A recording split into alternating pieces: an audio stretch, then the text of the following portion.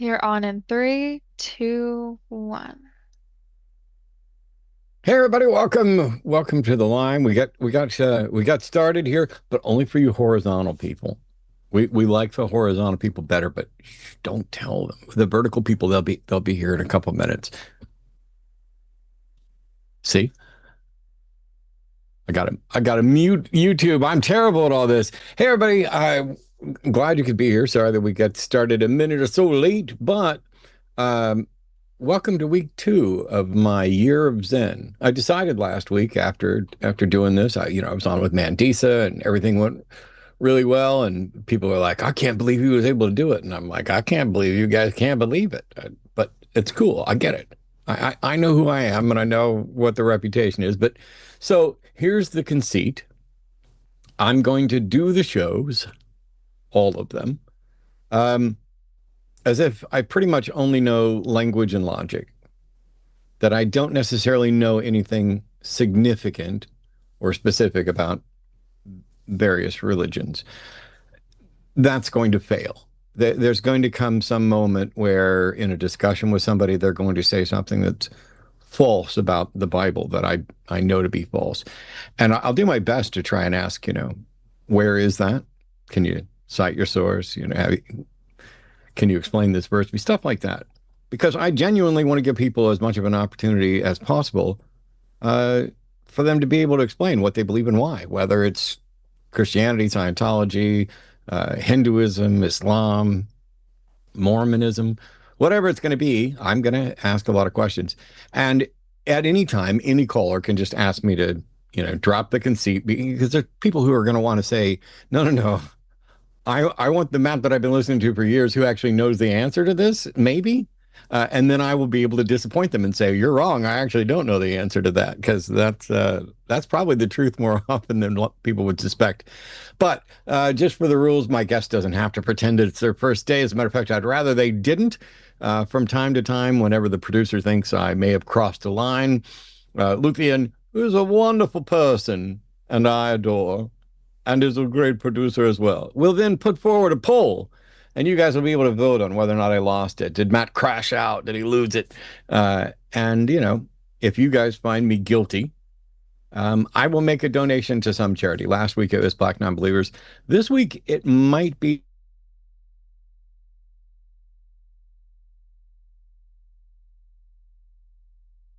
I guess how much I donate will be based on how irritated you guys think I am. Um, but here in the United States, the U.S. Supreme Court proved again that they don't like trans people. They're not very fond of the Constitution, and they're just looking for a reason to stop supporting immigrants and visitors, documented or not, and that all of our freedoms are on borrowed time. In the birthright citizenship thing, I'm told I haven't read through it all. I've been busy with other work. By the way, Arden's doing great. Um, I've been told that Justice Kavanaugh actually didn't support the Constitution, but um, went with the people supporting the Constitution because Congress passed a law. I love it when the Supreme Court justices are like, "I'd really like to screw everybody over the way you want me to, but I found this little problematic law, and if you just change that, I'll ignore the Constitution." And that's basically what Justice Kavanaugh did. The United States experiment did not make it 250 years. This July 4th would be our 250th Independence Day. We're not what we were. We're not the land of the free, the home of the brave. We are not the constitutional republic uh, with free and fair elections and with the sort of liberty that we like to pretend that we have. We are not the world leader in any number of things, except perhaps um, in unforced errors and uh, eager stupidity. Um, and so that's my opinion. And I've invited someone in to teach us how to speak the language properly. In case we have to return to our former roots, please join me in welcoming John Cohen. How are you? I'm excellent, Matt. Thanks for having me on. So, hi everyone. I'm John. As you may be able to tell, I'm in the United Kingdom. We'd be very happy to welcome you back to these shores if things get too crazy over there. But I'm very happy to be joining you. I've been in the debate space for a little while now, not a huge amount of time actually, and I'm really enjoying it. I'm really enjoying engaging with people and asking them the same things that you always have, Matt. Like, how do you justify these crazy beliefs that you have?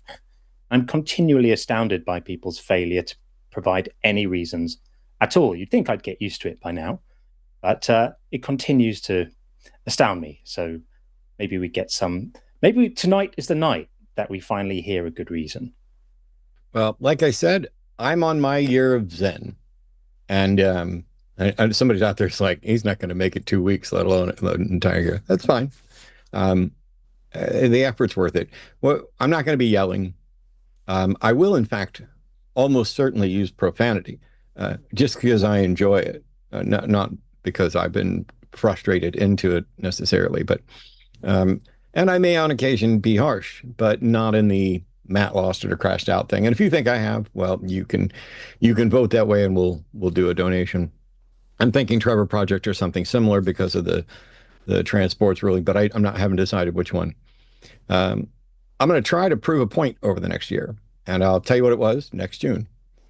But right now, I'm still in the same as always. I just want to have better conversations. And what we're seeing, and I'm going to ask John his thoughts on this and how he deals with this as well. The online debate space is not what it used to be. Mm. Once upon a time, it was trivial to get serious people who were, some of them were very confused, and some of them were not knowledgeable at all, and some of them had good knowledge, but it was frequent that we would get just genuine people. Hey, here's what I believe and why. I mean, I've done this for 22 years, and it's only in the past maybe 4 or 5 years that it started to ramp up, and it's partially because of things like the Jubilee format and others where I'm guilty of this. I'm part of the problem. I worked with organizations like Modern Day Debates that would scrape the bottom of the barrel and do turn debates into some sort of I don't know, WWE style event. It's like, ah ha ha. And, nowadays it's like, oh, we're going to get a whole bunch of Phil bros, not philosophers. I got no problem with philosophers, but Phil bros. Oh, let me drop a whole bunch of jargon. Or what was it Justin said? Was it jargon? I don't remember. Anyway, let me drop a bunch of stuff and see if I can maybe look like I'm smarter than you, as if that would tell us who was right in the first place. Trust me, there are people who are I'm smarter than people who are more correct on a number of subjects than I will ever be. All of us can make mistakes. And so right now, I guess the point I'm proving right now for this week is to all those people who think that I somehow can't control my anger. I can. I just choose not to. I enjoy some of it. But it's actually a lot easier than you think. I'll still get frustrated. I'll still hang up. It's the name of the show. But I'm doing everything in my power to see if a change can do this process any good. And I've noticed, John, I was watching you the other day frequently, and shout out to Sean, who's amazing when he's co-hosting with you, and I'd love to get him on here as well. Yeah, but he's awesome.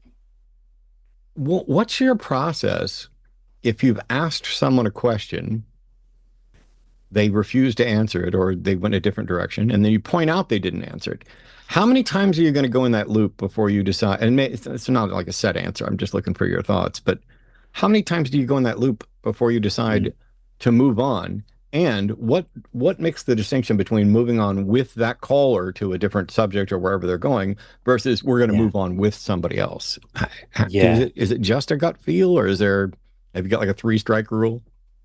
It's not a rule. It is a kind of instinct. You get a sense of the direction that the conversation's going in, and you know when you're flogging a dead horse. You know when you reach the point where, for me, I reach a point where I know there's not going to be any productive value in the conversation, and then I ask myself the question: is it going to be entertaining? Because some of these crash outs and some of these exchanges are actually just quite entertaining, even after the point that you realize they're not going to actually be productive. And then you also reach a point where it's going to be neither productive nor entertaining. And you realize that you're not dealing with an interlocutor who is actually interested or capable of having a productive conversation. At that point, you move on, and yeah, you don't waste any more time then. But I'm quite patient. I'm allowed, I will give someone a few opportunities, and I'll say, I'll ask you a straightforward question, and they won't answer it, and I'll stop them and say, I did ask you a straightforward question. Are you going to answer it? And I'll give them a couple of goes around that. And then if they're really determined not to, then there's no point wasting any more time. Well, I tell you what, let's not waste any time. Um, we got kind of a late start. We did a quick hello. At some point, when there's a gap, we'll go through and John can dig in and talk about his past, his his history with religion, religious debates, and everything else. But as always, what we're trying to do is get theists to call in and tell us, what do they believe? Why do they think we should also believe it? I'm interested in why they believe, even if they don't think we should share it. But I'm more interested in the ones that think we should share those beliefs as well, and especially people who think that they have evidence-based arguments. And so theists are always going to get priority, and we already have our first. Well, we have our first theist, except that I'm about 90% sure that this is the same theist that I banned last Wednesday. And then they called back and I asked them if I banned them, and they said yes. And we hung up on them. But you know what? It's a new day. It's a new dawn. It's a new day. It's a new life for me. Everybody, let's welcome Adam from Croatia. Adam's the theist who says he has evidence for God and speak about the great warning. Adam, I'm pretty sure you don't have to answer. I'm pretty sure I've already banned you. I'm pretty sure we've never had a conversation that went particularly well. And despite all of that, I'm going to welcome you back to the show and see if perhaps John is able to steer this conversation better than I could hope for. Adam, what's going on? If my ban is expired, I will speak. Your ban has been lifted, Adam. That's what was just said. So please do. Yes. So the great warning will be sent by God, and it will produce like a mini judgment. You will see where you stand in matters of heaven, hell, purgatory, and all that. It will happen after the communism returns, and that will happen after the Russia suddenly attacks a great part of the world. Those are some of the information. That's delightful, Adam. And you know this how exactly? Because this is the information that is circulating in all apparitions of the Virgin Mary, especially in Garabandal in Spain. And it is so dangerous and detailed information that even the believers are afraid to speak about it. That's why you don't know about it, and you don't hear about it anywhere. But tragically, Adam, I left my tinfoil hat. I left it at home today, so I may not be able to come with you on the entirety of this journey. But is this a claim that you're making with a straight face? Yes. Right. And is this something that you expect people to take seriously, that apparitions are opining on geopolitics and what's going to happen after that? Yes. Is this in your view how God operates, by issuing declarations about communism and world politics and warnings? I don't know how God operates. We can see that he operates also like this. If you don't know how God operates, I mean, what you've said is that a great warning will be sent by God and it will produce many judgments. How can you make a prediction that a warning will be sent by God if you don't know how God operates? No, I don't see a point in that question. It's the like point in that kind of you question are is that throwing. it renders an apparent contradiction in you simultaneously claiming something that would require certain knowledge while also stating that you don't have that knowledge. The knowledge is exactly what I said. The Okay. knowledge is Right. a return of communism. Can Communism you? will return, and you will have a great war with Russia. Okay. That is the knowledge. Let's assume for a second. Sorry. Let's assume for a second that communism does return and we have a great war with Russia.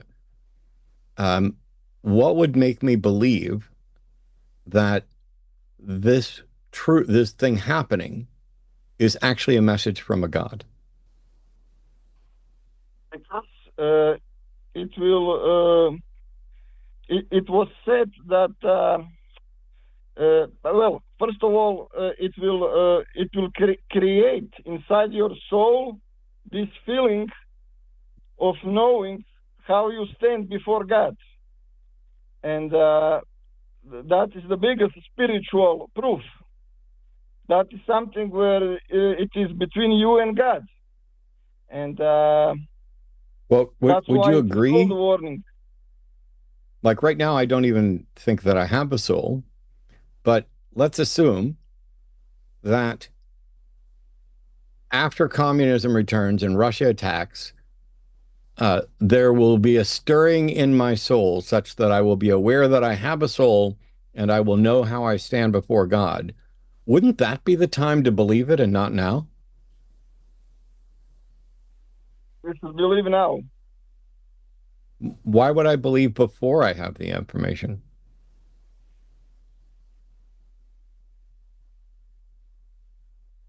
I don't know.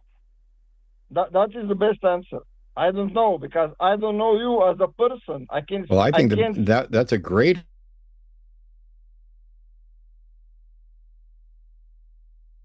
claims, and the truth is that you don't know about those claims.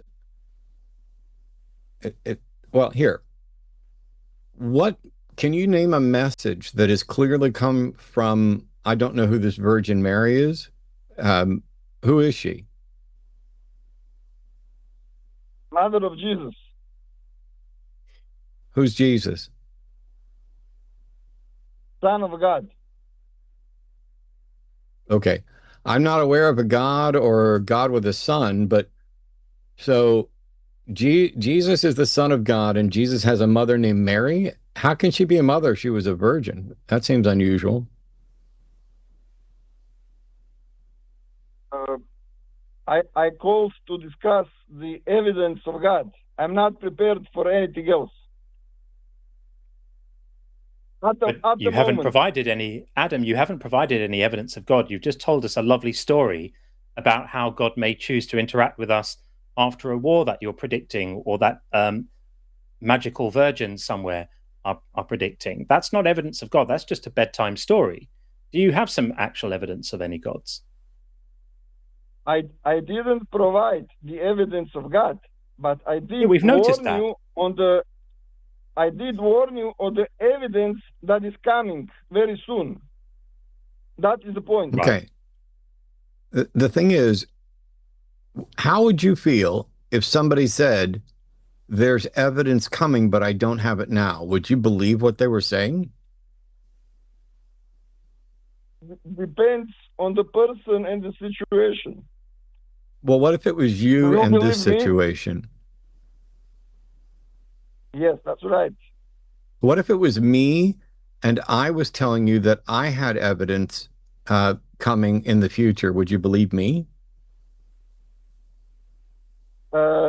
If you were saying that you were a Christian, I think that I would believe you. I think. If you think Christians, you find Christians believable, and when they say so, that they'll eventually have some evidence, but you don't find atheists believable. No. I said, I'm sorry. If you were saying that you have the evidence, you only, I think that I would believe you. But you said you'd believe me if I was a Christian, which makes it sound like that whether or not I'm a Christian is the criteria that you're using to determine if you believe me. That's right. If you were a Christian, but again, it's you. So, yeah. Okay. So if another Christian told you that they had evidence coming in the future, you wouldn't believe them? Depends on the person. I can't say Why? the same answer So for I'm everybody. wondering, Adam. Yeah, I'm wondering, Adam, why does it depend on the person? Because I'm old. I've met a lot of people, and everyone I've ever met has been capable of telling the truth and telling a lie. Everyone I've ever met has been capable of being correct and being wrong. So, what criteria should we use to determine who we're going to listen to? That's a great question because it is I'm exactly aware. how God. It is exactly how God operates. God chooses. It's exactly how God certain operates? What do you people. mean? I thought you said you didn't know how Yes. God operates, and now you're telling me you know how No. God operates? Okay, I know a little bit. So Why didn't you? God Why is it chooses. before, Adam? Why is it before you pretended to know? I'm sorry, I don't mean pretend as in like lying, but you made a statement that required that you knew how God operates. And when we asked you about it, you said you don't know how God operates. And now, when I'm trying to ask, I'm trying to find out what criteria you use to determine whether or not you're going to believe somebody. Now, all of a sudden, you know a little bit about how God operates. How do you know the little bit that you know about how God operates? Because you inspired me to understand that I do know a little bit with your question. I inspired I you. thought I don't know. Yes, with a question. Okay. So, but that doesn't tell me how you know. Like are you suggesting that I taught you a little bit about how God works? No, but in the sequence of time and in the sequence of this moment, you inspired Yes, post me hoc ergo to propter think hoc. I'm that I aware do understand that this little that bit. one thing came after the other and isn't necessarily because of it. So I'm wondering why you're crediting me with teaching you a little bit about how God works. So, anyway, God chooses a Yeah, person anyway. and you believe him or not. And that is the biggest evidence. The person is the evidence. Who's the person that I believe or not? The person, because the person is profound. You just know it's the same thing like you choose your friends. You think about someone that he's an idiot or that he's a good guy. And the same works for people who talk about God. Do you think that all the Christians on this world are idiots? I wonder, Adam, what do you think would happen if I put it up for a poll to the audience watching the show? How many people believed you and how many people thought that you were, let's say, charitably irrational and untrustworthy? Put the poll. And I think that Okay. majority will vote I'll put the for poll. me. I'll put the poll up. So, Luthien, I guess we're going to need a poll for the audience at Adam's request for people to vote on whether they believe him or whether they find him irrational and untrustworthy. We'll do that poll. John, do you have questions for Adam now that he knows a little bit more about how God works? I do, yeah. Adam, congratulations on your day of education. That's fantastic. I'm delighted for you. So why is it that you believe these stories about the Virgin Mary predicting the return of communism and a war and then God's warning? What is it about that that's made you believe that it's true? Because I have investigated it a lot. And when I get to see these people, who they are, I believe in my heart that they are telling the truth. For example, in Garabandal, you should investigate the person of Conchita Gonzalez. She is the most famous seer in that particular place. And when I see her, I just believe her in my heart. You believed her in your heart. And what's your criteria for deciding whether you believe the stories that people tell you? Because the world is full of people telling us stories. So if I want to know whether to believe the stories that someone's telling me, how should I determine whether someone's telling me a reliable story or not? There is no criteria. The same way there is no criteria for falling in love with a person. You don't fall in love with a person based on criteria. Well, you kind of do. In your heart. You kind of do if they're attractive to you and if they fulfill the sort of qualities that you look for in a partner. But it sounds like you're just being led by your emotions then, and not really thinking about this very critically. Would that be right, Adam? Well, it's not just emotions. You have.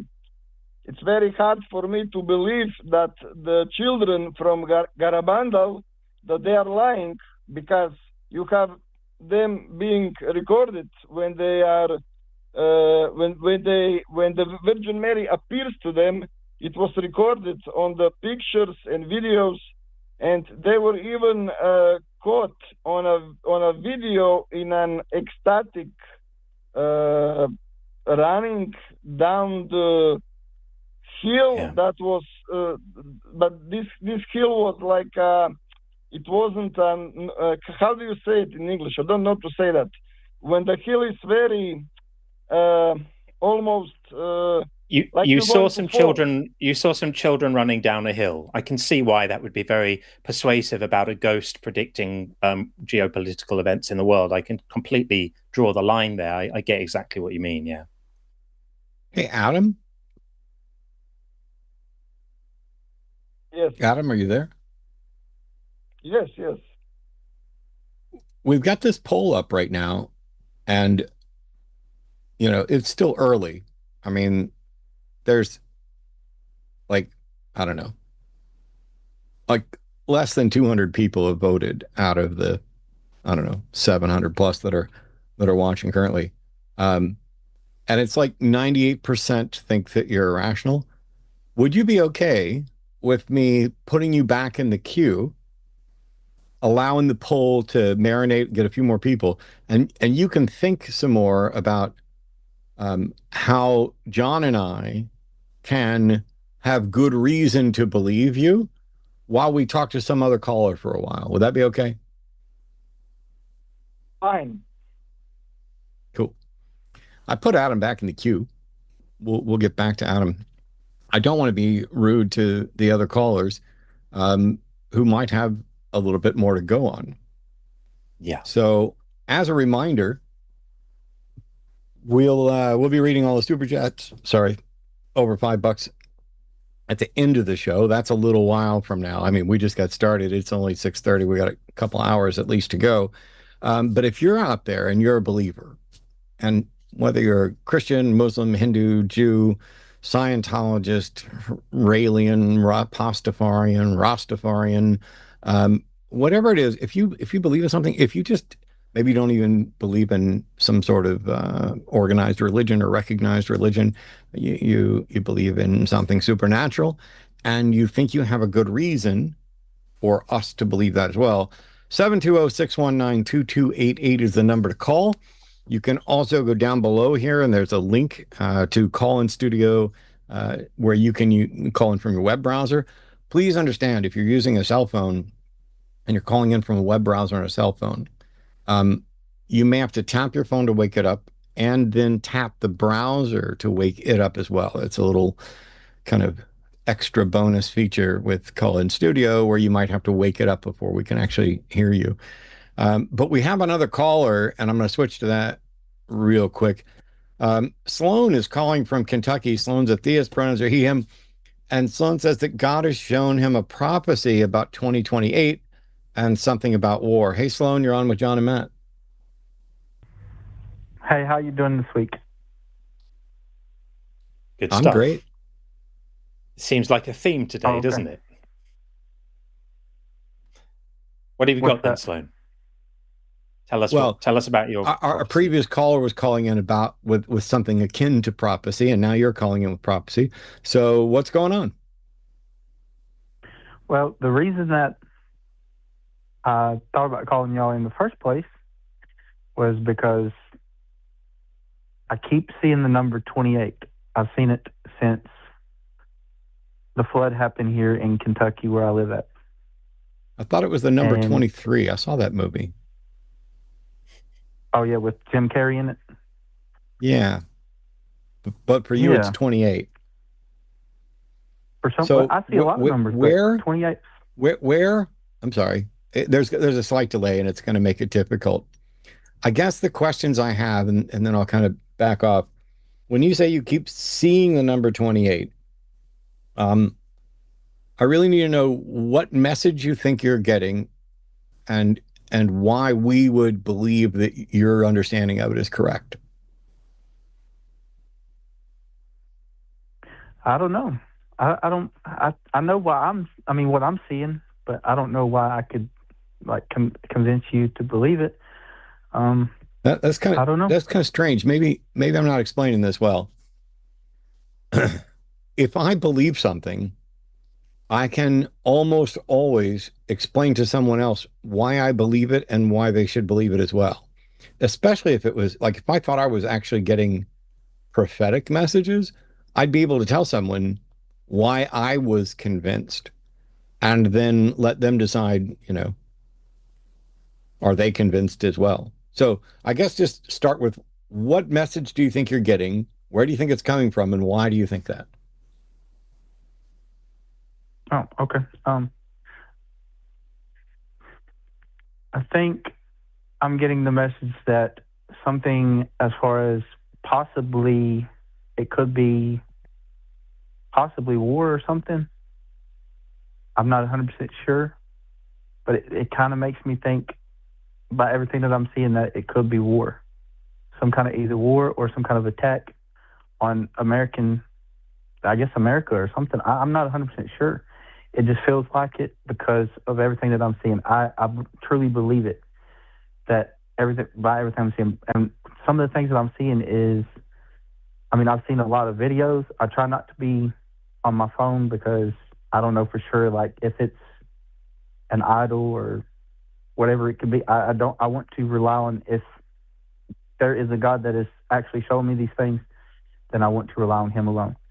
And I've heard people talk about things and the conversations that they're having, they're saying things, they're having normal conversations that it's kind of hard to explain, but I've heard them have conversations like normal conversations that we have, daily conversations. Like, it could be something as simple as somebody saying, go in there and do something, or I'm about to go to this place or something, and then they'll start talking about the subject of the number 28.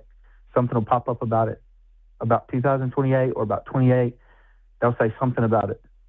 And then all of a sudden they'll start saying things like mentioning war and everything. And they're just having a normal conversation. Yeah. You live in the United States, right? Yes. Are you aware of the significance of 2028? No.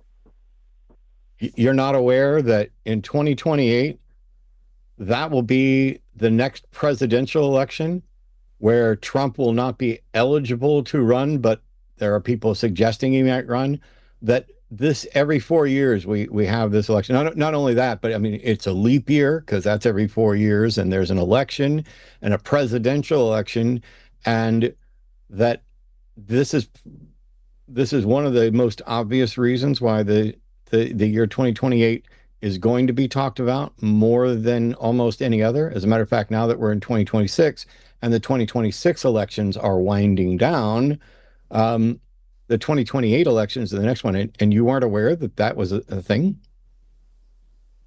Yes. Yes, I know he's supposed to be like. Why would it be surprising? Whatever. Why would it be surprising that people would be talking about 2028 when that's the next presidential election?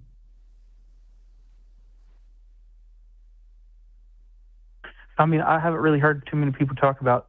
It's hard to explain. Like I said, it's hard to really put into words. Like, I've heard people having normal daily conversations and mentioning, like, they don't talk about the year 2028, but they say like they'll mention the number 20 and they'll mention the number 28. and they'll say it like, and not even realize what they're saying. Like they don't even, like I'm hearing what they're saying, and it's like I don't know. Like So, I've heard and seen a lot of things like that.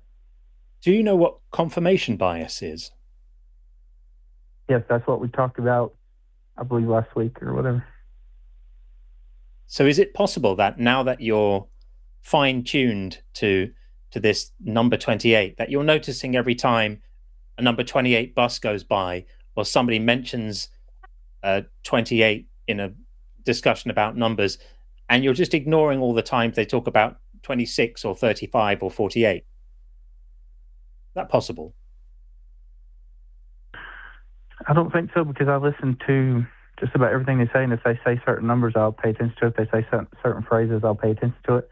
I've even written down some of the phrases that I've heard them say, and written down like certain words that they said. It's extremely unlikely that you're counting all the times people don't talk about the number 28. It's extremely unlikely that you're paying attention to that. And because you don't have access to that stream of data, it's going to skew the significance that you place on the times when you do hear the number 28. This is a well understood human psychological phenomenon. We understand it very well, sometimes referred to as an availability heuristic. It means that when something has got significance in your mind, like when you learn a new word and then you see it popping up everywhere, or you get interested in a particular car and then you start seeing them on the road everywhere. They haven't just arrived. You just start paying attention to them because they've achieved a significance in your mind.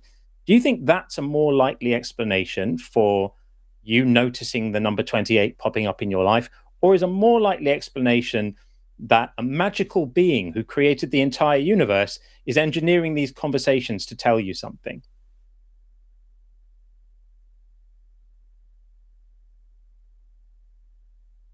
I don't know what's more likely. I just know what I'm experiencing, and it's more than I've ever experienced before. So I don't. It's hard for me to just say. Sloan. Yes.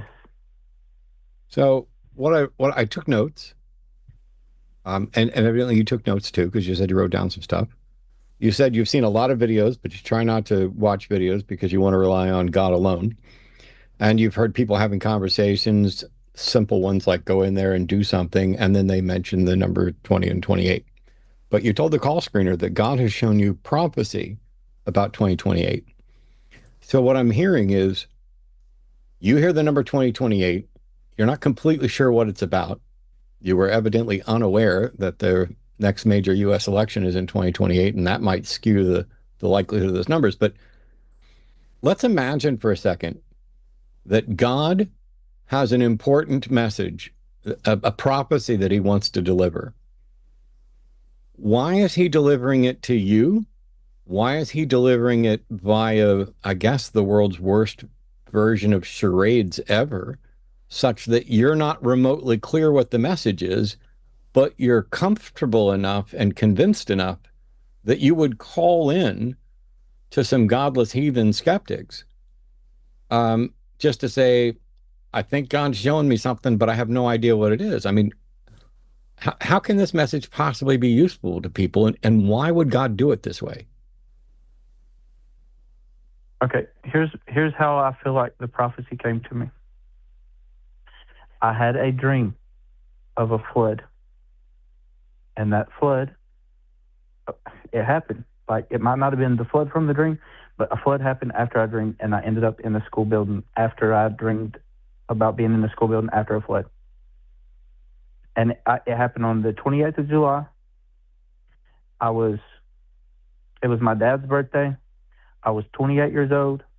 My mom's 20 years older than me. My dad's 28 years older than me. And all kinds of other stuff. I'm not going to mention anything else because it gets kind of personal, but I know it's probably like you're going to say it's confirmation bias and everything, but there's way more than that. That's just something that I've really thought about. Like, so this is something 3 years ago in July, you had a dream of a flood and it flooded. And because that was the 28th of July and you were 28, now you're hyper-tuned for the number 28. But the question I asked was, if God has a prophecy for you, why did he pick you? And why didn't he give you enough information to demonstrate this to anyone, including yourself?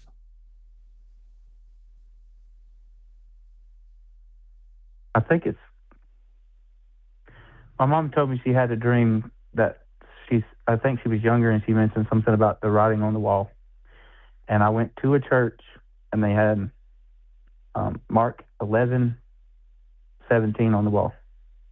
And there was a guy that was preaching, and he was talking about, he was reading the, I think it's Ecclesiastes or something like that, where there's different time, like there's a time to love and there's a time to hate, there's a time for this and there's time for that. Well, there was a list of 14 different times for, like, I guess positive, and 14 different kinds of, like, negative times or whatever. And that was 28. And this is when the first time I mentioned it to anybody other than, people in my household. So, can you see the screen? No. Oh, well, I put a question above my head, which was, what question did I ask you?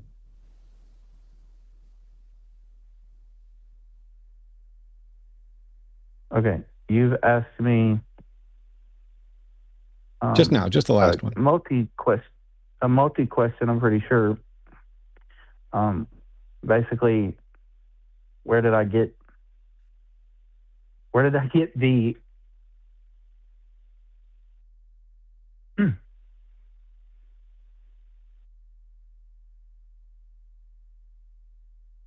I think the question that I'm answering is, where did I get the revelation from God? Where did it come from? That's kind of what I'm trying to answer. I was asking, so if God's got a prophecy that, like a message that he wants to convey to people, do you know why he would pick you and why he wouldn't be clear enough for it to be useful? I don't know why he picked me and why I would be a useful candidate or why anything like that. Well, I don't know why it's useful. If God had an important message if God had an important message for us, wouldn't he want to be clear? Or do you think God's trying to not be clear?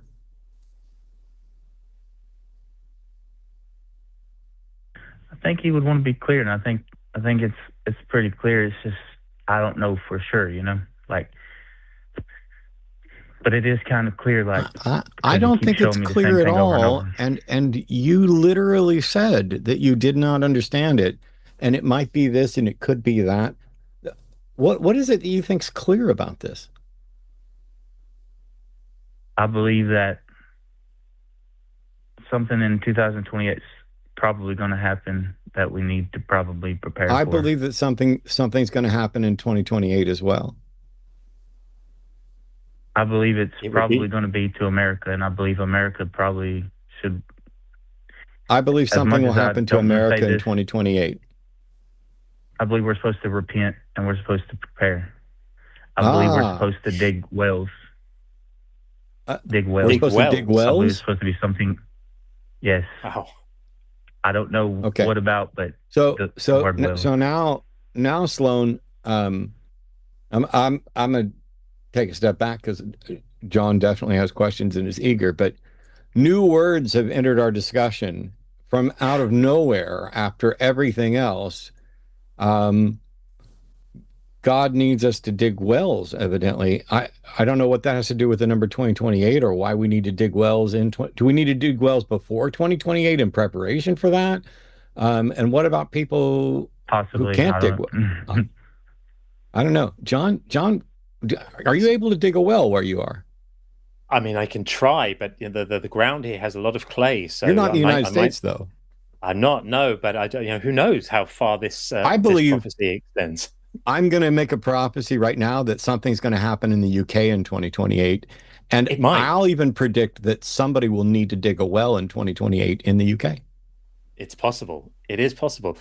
This is a really, really curious claim. So, think about it. If you were a god and you had something really important that you wanted to let people know, would this be the method that you would employ to kind of start leaking little occurrences of the number 28 in a vague kind of way, such that it could easily be confused with just the normal everyday occurrences of things? Would that be the technique that you would choose to communicate important facts about reality to people? Is that what you would do? I don't know what I would do. I don't. I couldn't. That's. I mean, there's a hint here, isn't there? Because the fact that this story is so confusing suggests that if this is God's chosen method, he's not very competent, is he? He's chosen a method which just coincidentally happens to look exactly like a message not being communicated. What does that say about God's kind of competence to tell his people about important stuff? Because if I was a God and I needed people to know that a particular year was really important, that they needed to dig wells and repent, I would maybe spell it across the night sky and stars, or inject it directly into everybody's awareness as a feeling of certainty around the world, that everyone woke up one day knowing this as a fact. But, to just sort of vaguely, manipulate reality so that Sloane hears the number 28 occasionally, it's a little ineffective, isn't it? Why is God so lame at communicating?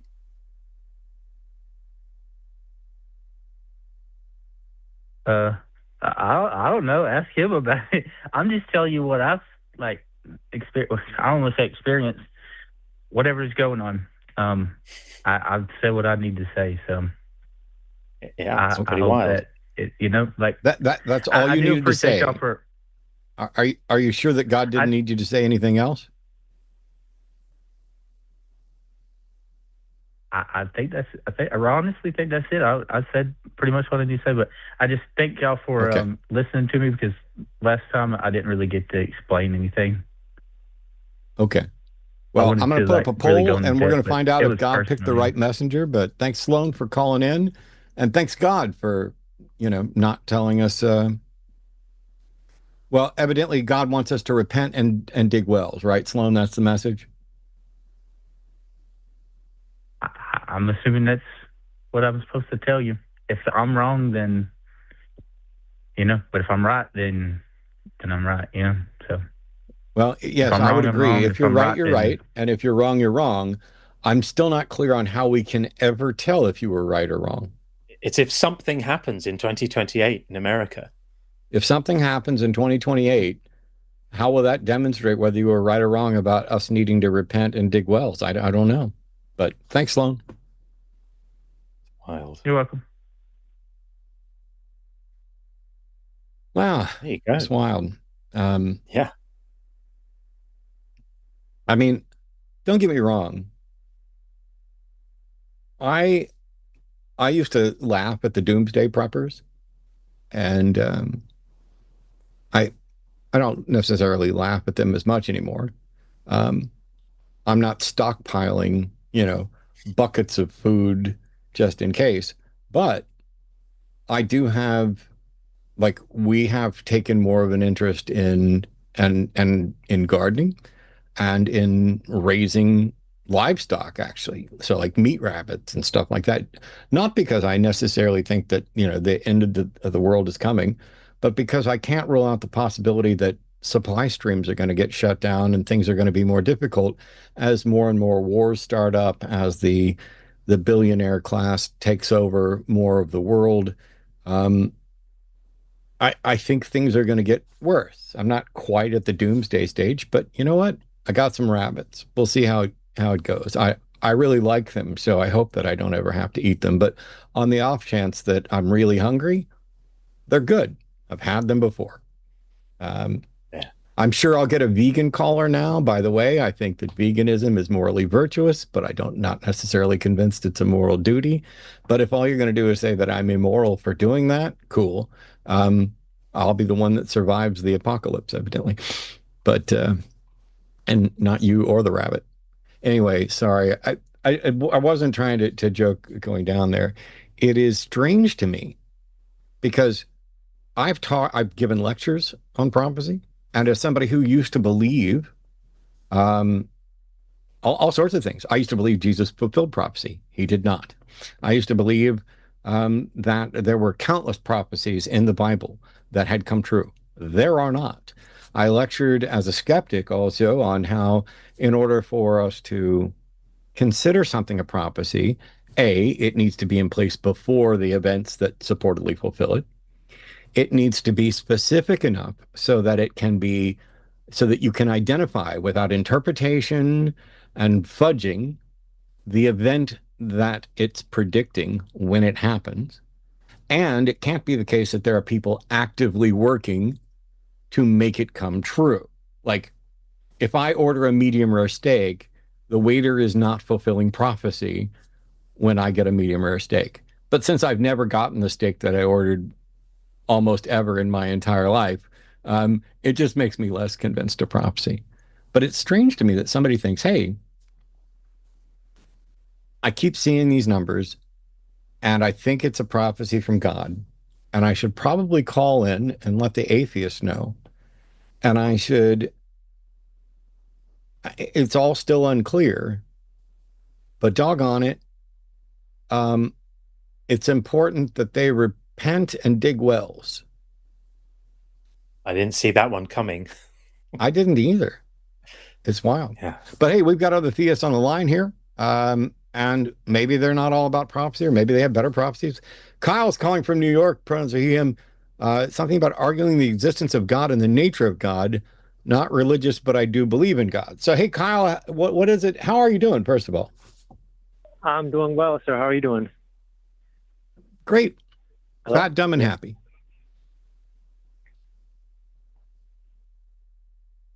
Wait, so I can start. We can start the discussion right here.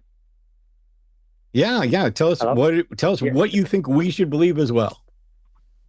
Well, I wouldn't say I'm prescribing my beliefs to anybody, but I used to be.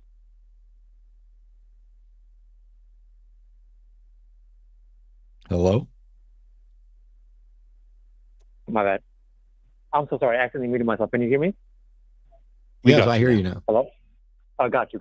So, I used to be a Muslim, but I was brought up in a Muslim family, but I left the religion because science just shows that Abrahamic religion is just false, so I don't believe it at all. But so I was a hardcore atheist for a nice amount of years, but now I've moved to more of a theist position, to where I believe that a higher power sparked off the Big Bang, and that I also believe in theistic evolution. So I believe that if God, right, he's going to use evolution as his mechanism, right, natural selection as his mechanism for changing life. And so, yeah, basically, I would say that, like, humans are special in a sense that he has a plan for humanity, but I also feel like we are still primates or mammals. We came from single-cell organisms, but I do believe that was all planned out. So what would you say to that? Well, that's a lot. And I'll say that I absolutely disagree with everything that you've said, but I'm interested in... Really? Wow. Yeah, I know, it's shocking. But I'd love to know what good reasons you have for them. But because we're talking about a higher power sparked off the Big Bang, you believe in theistic evolution, that humans are special and that God is carved out of space and that he uses natural selection. That's a whole bunch of different things. So let's start with just like the first one. What evidence do you have? And when you say a higher power sparked off of the Big Bang, are you saying an intelligence, right? Yes. Okay. Yeah. So what evidence do you... Yeah. I'm sorry, there's a delay, and when I start talking, I can't hear you. It shuts you down. So when you say an intelligent higher power sparked off the Big Bang, what evidence do you have for that? I don't have concrete evidence that a higher power sparked it off, because the Big Bang itself, right? It's a theory, and a theory is a large body of facts, right? So we can't see the event itself, but like we have a whole lot of facts that basically let us know that the Big Bang happened. And my argument is this, right? There's a bunch of different theories in physics. Some people believe that there used to be a universe before our one existed, and then the Big Bang happened and we're version 2.0. Other people believe that our universe is just one place in time, and then there's other Big Bangs happening throughout the larger multiverse. My large point is that it makes sense for there to be, and this is just my opinion. Yes, sir. Yeah, this is just my opinion. For that, I just think that it makes sense for us to be having this conversation, for human life to exist, that a higher being is in control over the larger multiverse, or whatever you want to call it, that sparked existence off, right? That's just my rationale. Like, if there, why is there something rather than nothing, right? The universe could just be an empty vacuum, right? It is like, we don't even need to have particles. Like, there's large parts of space that are like virtually empty. Like, the whole universe could be like that, but it's not. And it kind of just makes me, lean into the idea that, somebody is watching over us, and that, what, existence is here, and we're here for a reason. Okay. So I asked what evidence you had that an intelligence sparked off the Big Bang, and you said all of that, but you started with, I don't have concrete evidence. Do you have any evidence? I can't say that I do. I can't say that I do, but that's the thing with God, right? You can't prove it or you can't disprove it either way. I don't know that. So should we shelve your here, let me see if I can short circuit this. Okay. If I were to ask you if you have evidence for theistic evolution, evidence that I'm going to bet that you don't have evidence for those things either. Otherwise, you would have included them. And this is you're leaning this direction without evidence, right? Right. Okay. So can we shift to, you just said you can't prove or disprove God. How do you know that? I can't prove or disprove God. Well, this is the line of thinking that kind of led me to leave religion in the first place, right? But I just feel like the events that's happened in my life, but I can't use my life, to extrapolate evidence for the universe. I get it, but I just think that a higher power did kick off the. Well, let me ask you this: if no, I'm waiting for you to answer my question, and you didn't come anywhere near it. You restated your other thing. I was asking, how do you know that you can't prove or disprove God? How do you know that you can't prove or disprove God? Yeah, you claimed that's the thing about God. You can't prove or disprove it. How do you know that's true? Right. I know that's true because God has to exist in an alternate dimension. I mean, he's not up, down, left, or right, somewhere, anywhere in the universe. Like, there's no evidence for God that we could see. So he has to be in another dimension, and we have no scientific way of getting to there. So there's no physical way we can prove the existence concretely with the scientific method. Observation, we can't prove God, but we also can't disprove him because we don't know if he is out there in another dimension. So, Kyle, I am not aware that God must in fact be in an alternate dimension, and I'm not aware that we are precluded from investigating alternate dimensions, even if we don't know of a method right now.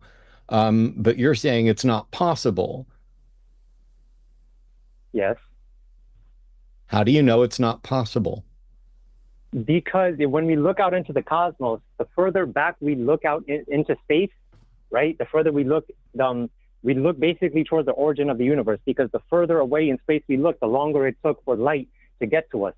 So we look 4 million light years away, 3 million. So it's like eventually when we get so far out, we literally look at the origins of the universe itself, like the early universe after the Big Bang. And I'm saying that within physical space, north, south, east, west, everywhere, there is no place for God.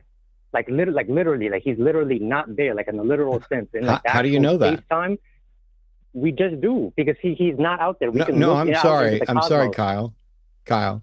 I'm sorry, but this is not the kind of show where we just do is ever going to be acceptable as an explanation for how you know something. You're making claims. Hang on.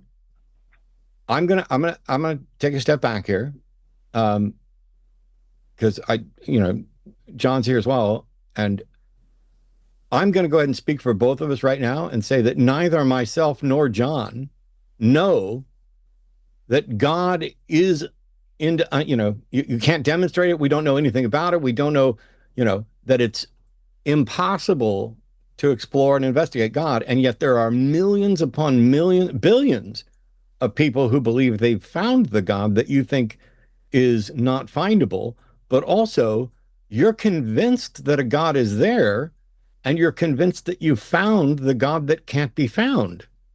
Now, to me, that's just irrational. I'll tell you why it's not. Well, my fault, not to cut you off, but I'll tell you why it's not irrational. it's not irrational, because my point is this, right? We live in a physical reality, right? Space, gas giants, different star systems, different galaxies. It's physical space. I'm saying physically, in the physical world, in the literal sense, when we should have these super advanced telescopes and we look out into all different directions of the universe, I'm saying God is physically, literally not there in the literal sense. That's why I use the term different dimension, because he has to be outside of our, space-time dimension continuum, right? I'm saying we literally have no way of verifying that. Not only will I not agree to right, but you're saying you'd tell me why that's not irrational, and what you just described is also irrational. You are reaching conclusions that aren't warranted by either the structure of the non-argument that you're presenting, nor the information that you're pointing to support it. That it is by definition irrational.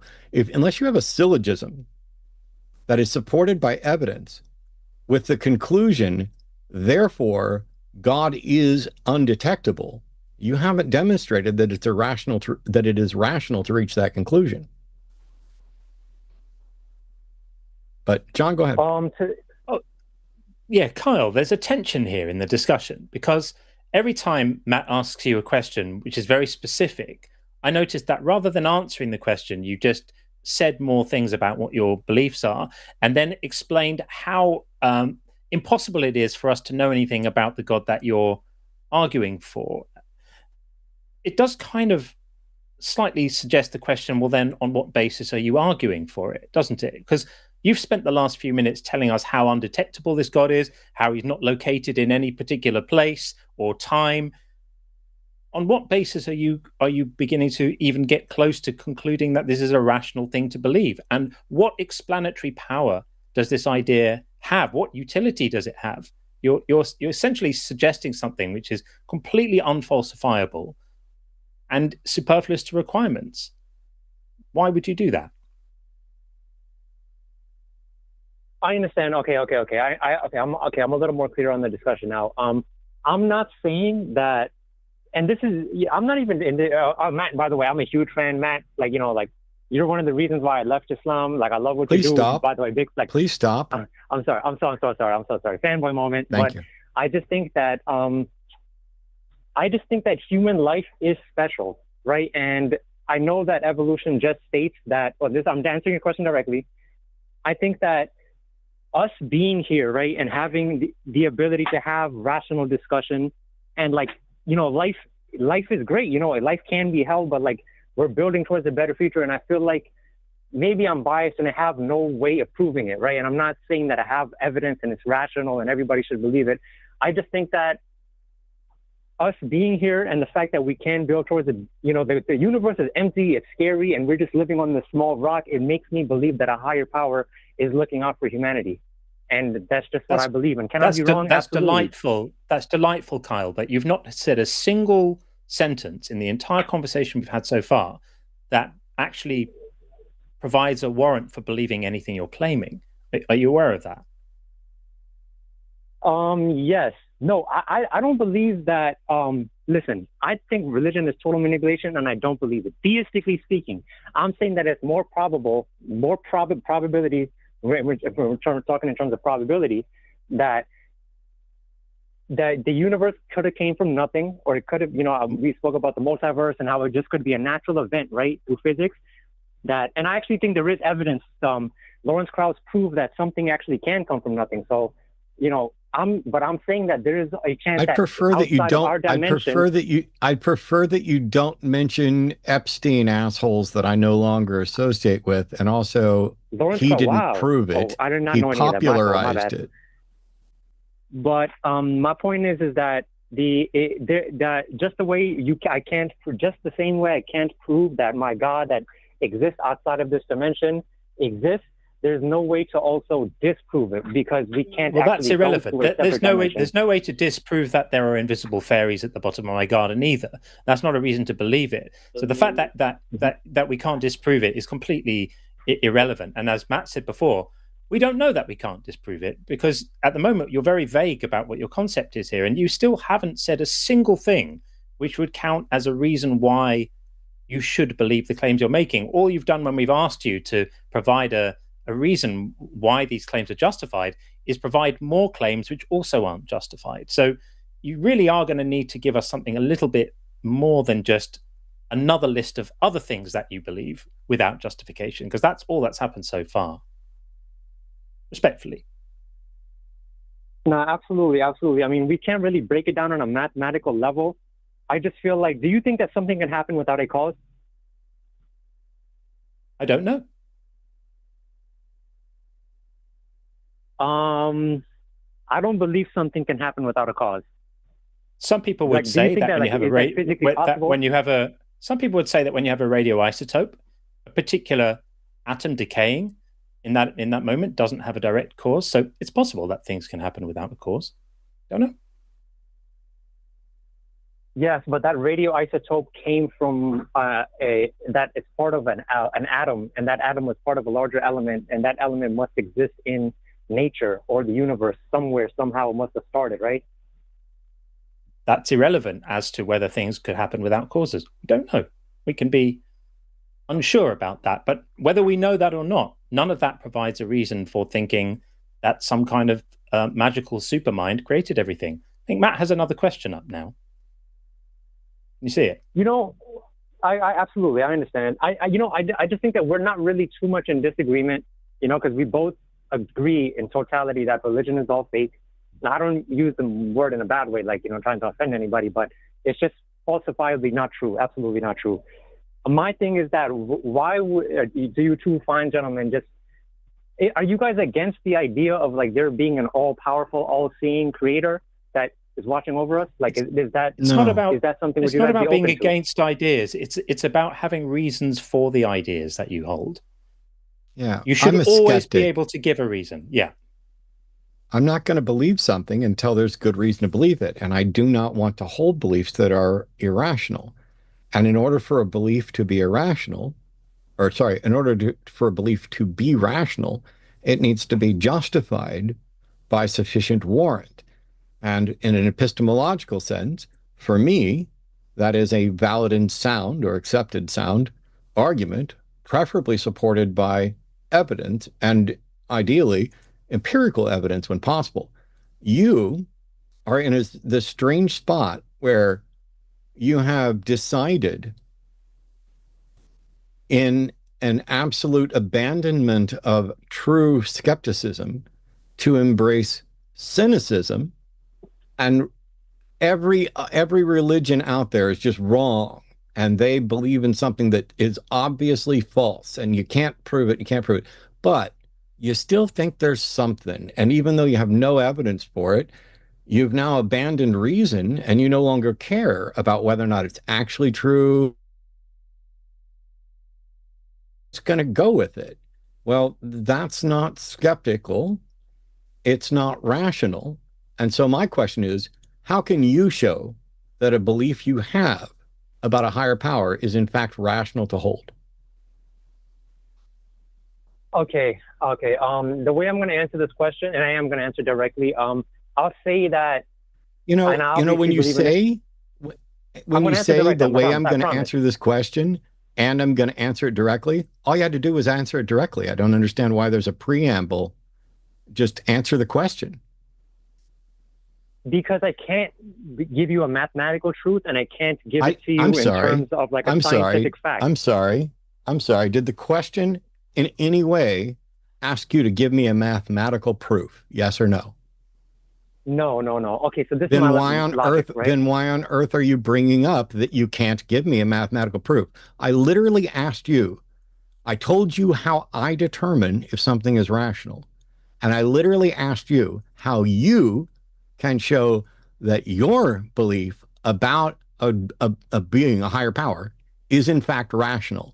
I don't need you to make a list of all the different ways you can't do it.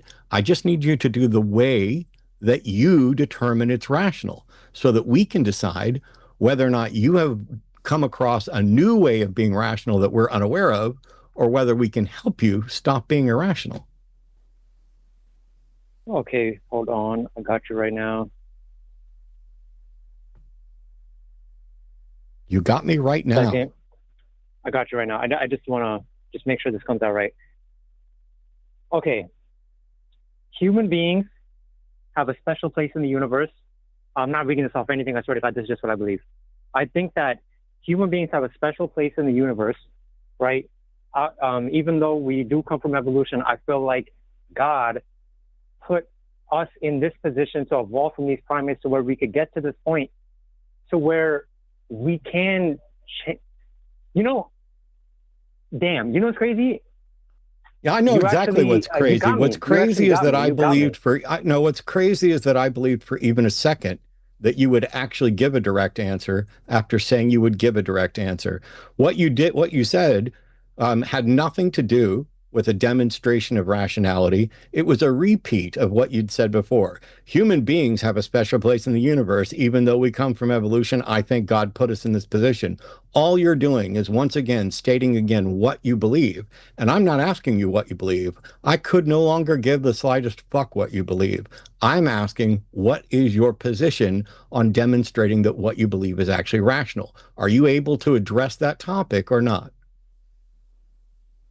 It's rational because when we look at all the other animals on this planet and the universe as a whole, we human beings are special. So wouldn't it be rational to assume that something put us in this place to be in the universe, doing the things that we're doing right now? You've slipped into the details of your belief again. Can you understand? No, but that's rational. Is that not rational? More general. It's not rational, and you're not describing what's rational.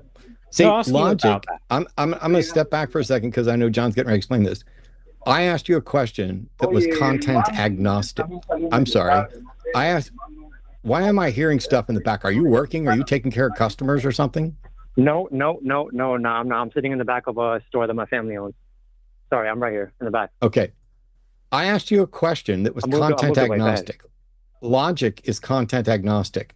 Epistemology is content agnostic. When I talk about what is rational is completely independent of the subject. There's not different rules for what becomes rational when you're talking about animals or intelligence or meaning or the number of atoms or whether or not the sky is blue. Rational is rational. And I was asking you to explain how you go about determining when your belief is rational. And instead, you kept giving the specifics about your belief. That's, John, you can continue. I'm sorry. That's what John was pointing out, is that you went back to specifics instead of focusing on the topic, which was rational. So let's try again. How was it rational? Well, I'm going to mute.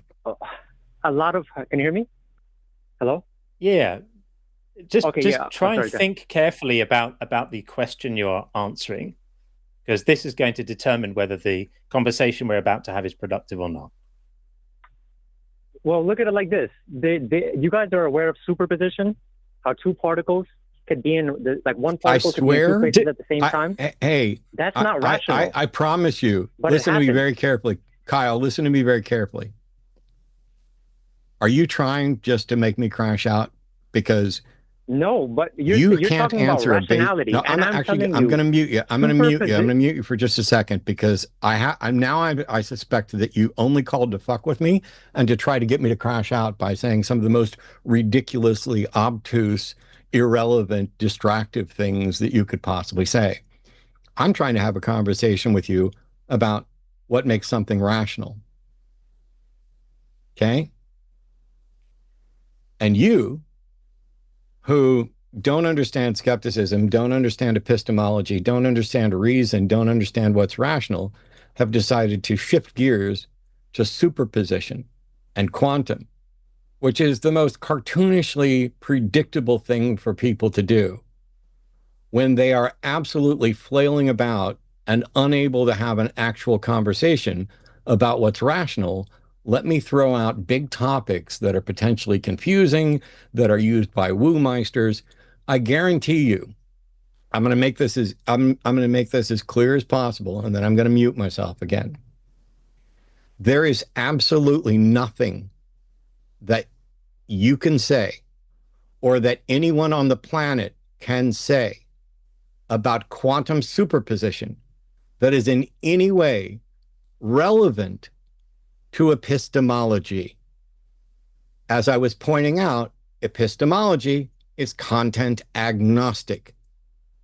The rules for what's true in quantum mechanics and what's believable and what's rationally warranted going to be the same as they are everywhere else.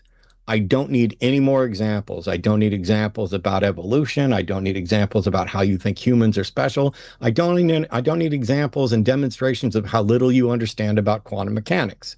I just need you to tell me, how can you tell if a belief is rational? That's all we're trying to do.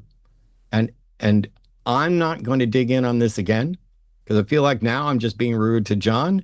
And I feel like you almost, matter of fact, Luke, when we get a chance, can we put up a poll to see if people would count that as a crash out on my part? Because Kyle got really close. And I don't want to. I think you pulled it back, Matt. I think you pulled it back. So, Kyle, are you there? Go ahead. Are you aware of the fact that there are two ways of having this conversation, Kyle? One is on the level of the details that you originally started talking about. And we started off the conversation trying to have that. We can call that the ground floor, right? That's where you're trying to get into the details. You make claims. We ask questions about what's the support for those claims. And we're talking about the level of detail to do with the topics, right? Whether those topics are cosmic origins or evolution or other aspects of science, that's the ground floor. But we weren't having a productive conversation because every time Matt asked you a specific question, you weren't answering it. And I might have asked you a couple of things which also weren't answered. So what Matt asked you was the question, how can you show that a belief is rational? The reason he asked you that was because we needed to move from the ground floor where all the detail happens up to the 10th floor where we look down on all the detail below us and we make the rules about how we're going to engage with it before we actually engage with it. And that means that when we do engage with it, we can do so having agreed some principles, right? Like what makes a good argument and what should we pay attention to and what should we not pay attention to. And that's why Matt tried to ask a question which is more meta, right? It's more general to say, like, let's forget about the details at the moment. Let's just ask a more general question. How can you show that a belief is rational? And your response to that was to go straight back down to the ground floor again and start talking about evolution, how special humans are, and quantum mechanics, but without actually answering the question he asked you. So can you, first of all, before you answer it, can you see the value in the question he asked? Yes, I can. I absolutely can. Okay, so let's go back up to the 10th floor then, and your opportunity to answer that question. How can you show that a belief is rational? You can show that a belief is rational when it aligns with the corresponding evidence, right? Like if it's in line with up-to-date evidence and it falls within reason, that means it's rational, correct? Or am I wrong? It's part of it. I mean, it can align with evidence, but yeah, I mean that's not a bad start. You could say that it's warranted, right? You could say that a belief is rational when it's warranted by evidence, not just aligns with. Because I could say fairies at the garden, at the bottom of my garden, align with the grass growing well, right? And then I could say, well, therefore, that's a reason to think that I see the grass is growing well, and now I've provided evidence for fairies. It's not just aligning with, it's actually providing epistemic support for, which is a bit more than aligning with. So it was not bad, but not quite there. So what evidence can you provide that gives an epistemic warrant for the things you've said, the claims you've made about, say, cosmic origins? What is the specific evidence that justifies your position? Okay, I'll give you 3 points, right? 3 points. I've been jotting down notes as you guys have been talking, because I just want to keep track of the conversation. He originally had asked me that why can I've been trying to, answer the questions directly. I apologize sincerely if that there was a miscommunication. He had asked me. That's okay. About, let's just get to the evidence. I got you. Here's the evidence. Here's the 3 points, right? I said that the universe had a beginning and everything that begins requires a cause. I think that reason, for the most part, dictates that the universe cannot come from nothingness, and then it requires a first cause, right? Hold on, sir. Hold on. No, I don't think you. No, you're definitely not going to tell me to hold on. I want to make sure, John. Do you recall him ever approaching those statements that are tied to the Kalam? Because this is the first I'm hearing. Did I would just have miss noticed this? To the Quran. Yeah, we both would have. The Kalam No, argument. not the Quran, the Kalam cosmological argument. I don't Yeah. recall you saying what you claim you just said. And But no, it's the type I of was talking thing. about I'm causes. sorry, I'm still Remember earlier? talking. I know that's difficult for you, but stop. This is the type of thing that if you had said it, it would have triggered something in my brain from the 20 years of doing this. Hmm. And I'm trying to figure out right now, not your fault at all, Kyle. Did Kyle actually say this and I'm just losing my mind? Or is Kyle now dishonestly claiming that he said something that he did not, in fact, say?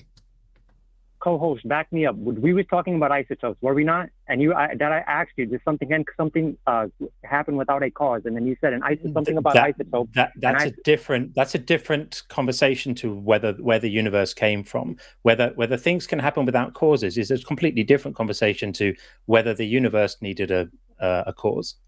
That's a different conversation. They're kind of first cousins. Yeah, fair enough. But I was trying to make a larger point, and that was my larger point. And then you had said that the problem is I don't. The problem is that you used very specific language that everything begins to exist has a cause for its existence. That is literally the first premise of the popular version of the Kalam cosmological argument. I know it by heart. I've debated it and said it and corrected it. I'm going to guess 1,000 times conservatively. And so that I did a is video not on the it same. today, funnily enough. That is not the same as saying, hey, why is there something rather than nothing? It's a very, very specific thing. And now we've moved this back, and John has managed to get you to the point where you're now trying to present the case for why you think something is rational based on your new thing. And all of a sudden you presented word for fucking word the first premise of William Lane Craig's Kalam cosmological argument, which I'm pretty sure I did not hear prior to this. And I needed to check with my co-host to make sure that I wasn't, playing chess or falling asleep or doing something else, because it's really strange.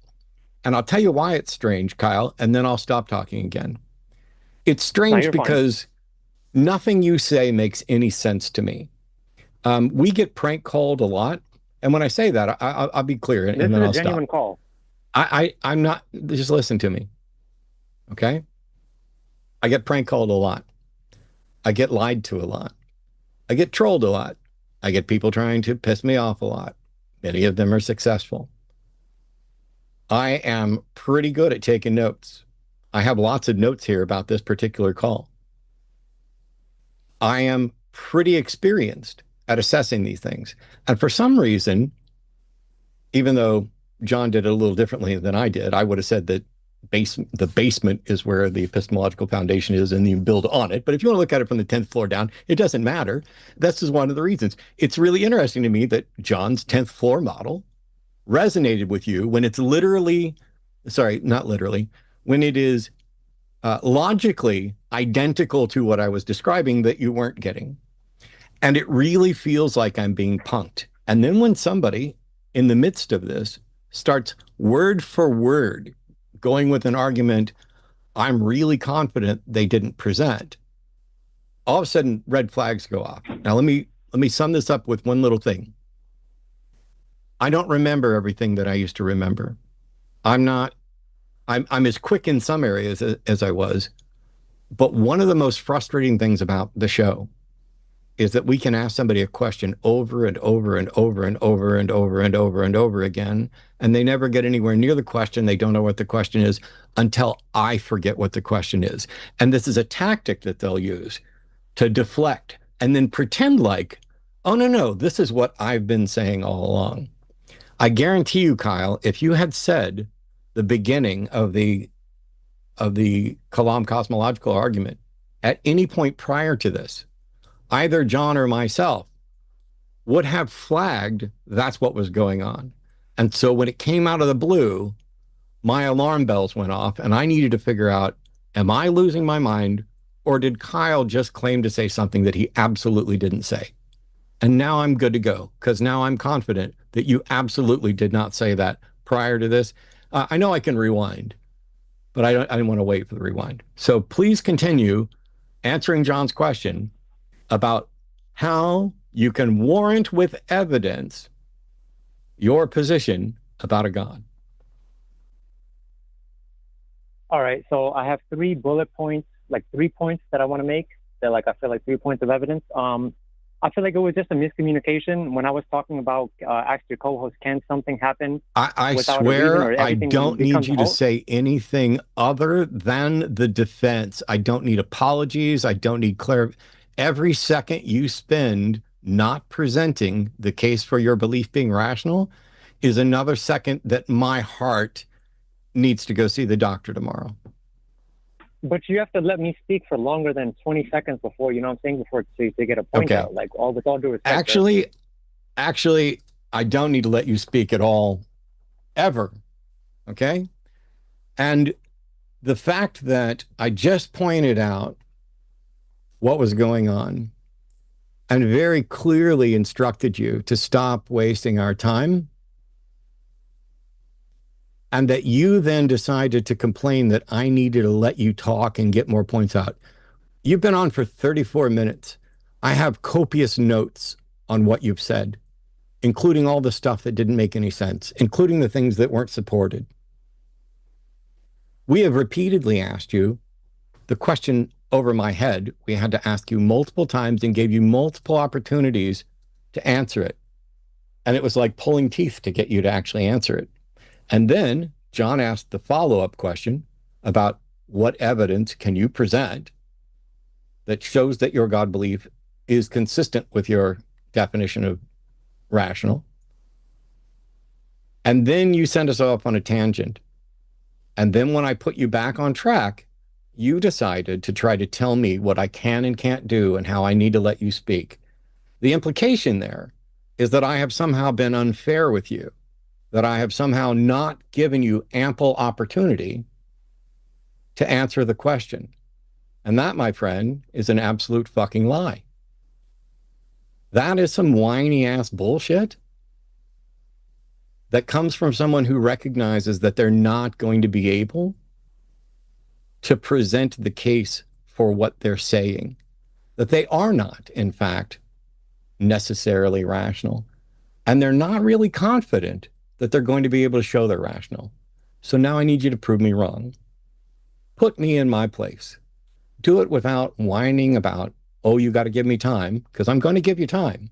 But I'm only going to give you time to make your case. I'm going to give you 0 time to whine, to bitch, to moan, to dissemble. I'm going to give you 0 time to imply that I have somehow been unfair to you. Because of all the things I'm confident about today, the fact that I have been more than fair with you is really, really high on the list. And it's much higher than my confidence that you will ever be able to give an answer for why your position is rational. So now is your opportunity. I'm going to take you off mute. I'm going to mute myself on my own show. And I'm going to give you the grandest opportunity ever to talk in defense of your position, and absolutely 0, not 1/4 of a pubic hair's width of leeway to whining and pretending that I was unfair. So here we go. Kyle's coming back now, and Kyle's going to explain, in answer to John's question, how his belief in a God is in fact rational.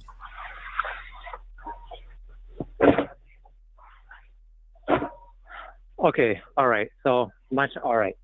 I'll give you 3 bullet points because I was just trying to clear something up. It would require 5 seconds. When I say not 1/4 of a pubic hair's leeway, thanks for proving me right. All right. Well, John, I'm sorry that we're not going to have to wait a lot longer, but yeah. There we are. We didn't even get into the kalam, which is where it was going. Fair enough. We could have saved so much time if we just started with that. Hey, I tell you what, instead of wasting everybody's time, before we take this next call, we've got another theist on. We're going to take in just a second. So Felix, hang on, you're next. John, go ahead and It's funny. Somebody says Matt does have a difficult time allowing the co-host airtime as I'm saying, John, go ahead and give them a run through of the Kalam. Yes, yes, Oh. Ron. Yes, Ron, that's entirely my fault that repeatedly asking somebody to be a decent interlocutor on my show just it turns me into a raging asshole. I'm so sorry, Ron. Thank you. It's fair. I'll donate and for $50 the record, on your name, Ron. I was very happy for Matt to do what needed to be done then, because it was getting a little out of hand. So the Kalam cosmological argument, as popularized by William Lane Craig, says that everything that begins to exist has a cause. The universe began to exist, and therefore the universe has the cause. And then using sleight of hand and magic and some sort of advanced pretzel making, they managed to get from there to Jesus of Nazareth, or whoever the chosen deity is. But the argument fails for a number of reasons. Some people would say that it fails right out of the gate, that the very first premise, that everything that begins to exist has a cause, is something which is asserted but not actually demonstrated. Because there may, as we said before, there may be things that begin to exist that don't necessarily have at least approximate cause. But even if you grant the first premise, the second premise is much harder to establish. That the universe began to exist is not something which is currently accepted. People would like it to be, and it may have been fashionable 40 or 60 years ago in physics to make that claim, but it certainly isn't now, and it certainly isn't the majority view of experts in this area, of cosmologists, that the Big Bang represented the beginning of the universe existing. It may have represented a fundamental change of state from a very, very hot, dense state into a rapidly expanding state, but it has not been established, nor is it part of the Big Bang theory, that prior to the Big Bang, nothing existed. And that's why the argument fails. And even if you were to grant those two premises, it still wouldn't get you to the cause being conscious, being a mind, not being another principle of nature. It's actually a terrible argument. I'm surprised that so many people make it. But in a nutshell, that is what it is.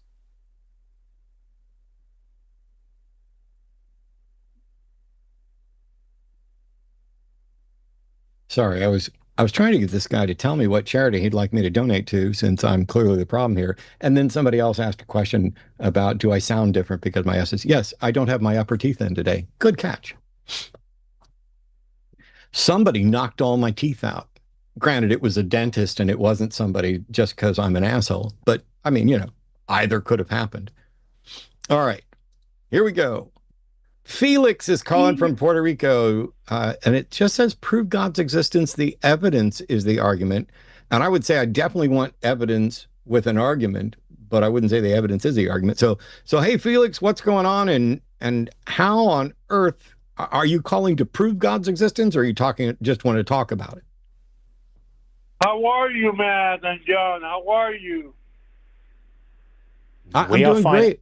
Is this the same Felix who was on my show a couple of days ago? Yes, John. How are you? You remember me? Yes. So let's get to the argument then, Felix. Okay, I'm going to prove that God is self-evident. Okay. Self-evident. Okay. To everybody. Self-evident to everybody. That's quite the feat. So you're going to prove that Matt and I both perceive this God right now? Yes. Go for it. Okay. And I'm also going to prove that Christians are more patient than all atheists. All Christians are more patient than all atheists. Sure. Why don't you start with the first one and see how that one goes before you try to get to the second one? Because you're not going to be able to do either. Okay. But let's watch you fail at the first one first, and then we'll see where we go after that, shall we? Excuse me? So you're not going to be able to do either of those. So let's watch you fail at the first one first, and then we'll see how we go with regard to the second. Did you say I'm going to fail? Yeah. Begin failing now, please. Convince us that Matt and I are both, that the God is self-evident to both of us and everyone else watching. Okay. Okay, I'm going to prove it right now.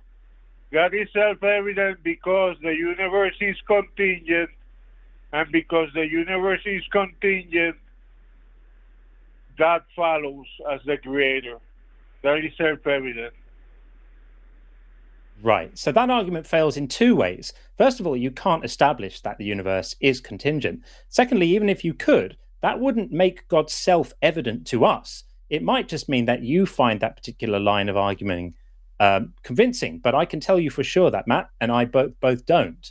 So that argument fails. The God is not self-evident to either of us. Have you got anything better? Okay, I'm going to show you now.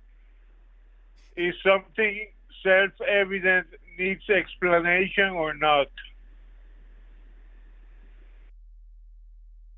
Was that a question? Felix? Felix, didn't we talk about this just the other day? Yes, but John wasn't here. Yeah, okay. But when we talked about it the other day, you ended up leaving because your assertion. So, for example, the nose on my face is something that we generally use as an example of something that's self-evident, right? Correct. You can use that. Yeah. But I wasn't born knowing what a nose is and knowing everything about the nose. The fact that I'm able to observe it doesn't mean information about the nose was self-evident. I had to be taught that, just like you did. Correct. Okay, so the fact that I can observe something and detect something doesn't mean I have an understanding of it. It just means I observed it, right? Exactly, which proves my point. No, it doesn't prove your point yet. Because if that proves your point, then we're in agreement. And so are you saying that there's a God of the universe that I can observe? I never said you can observe. I said it is self-evident. No. Yeah, Felix, here, I appreciate the fact that, like, whatever your primary language is, I suck at it for sure. And you're doing great at English. But I want to make sure we're not, self-evident, as we just described it, just means I'm able to observe it without hindrance, right? Depends what you mean by observation. Okay. Can you name something that you think is self-evident that I cannot detect through my sensory apparatus? Without your eyes? No, well, I said my sensory apparatus. So I'm talking about my eyes, ears, touch, and my brain. Okay, understood. But first... No, not but first. No, not but first. We're entertaining this. I need you to give me an example of something, because I try to say something is self-evident if it is observable. Are you saying that God is not observable? Okay, observable, you mean with your eyes? Okay, Felix, I just answered this question, and now it's difficult for me to take you seriously. Is God detectable? Yes. By what method?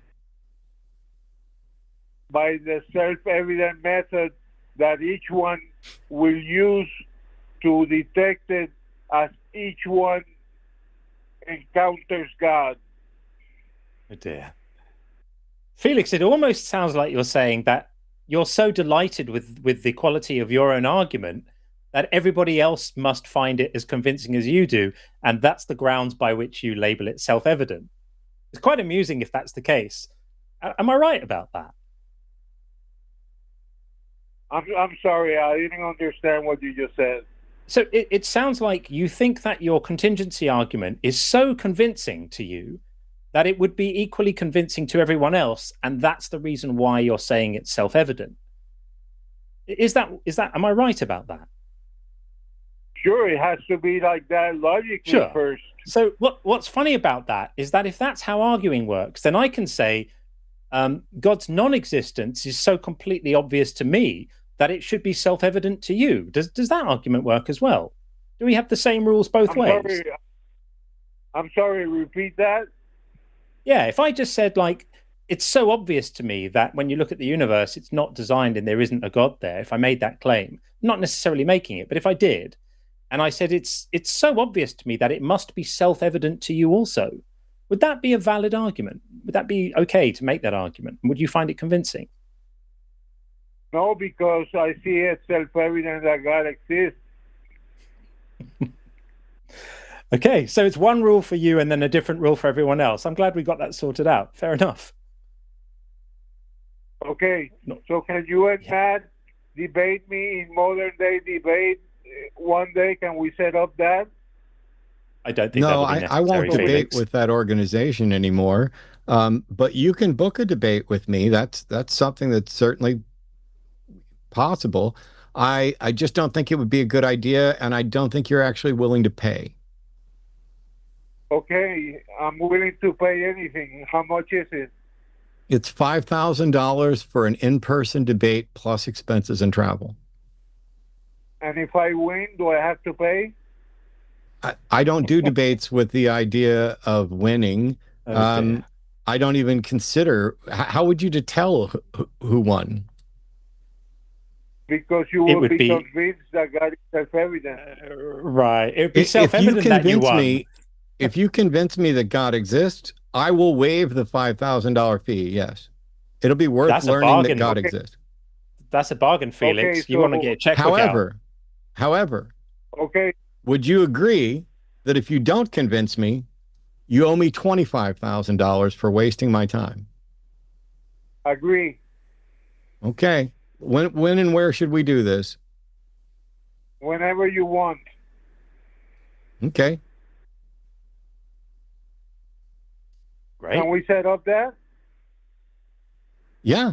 Let's draw up a contract where if you convince me that God exists, you can get away without you don't have to pay me for the debate.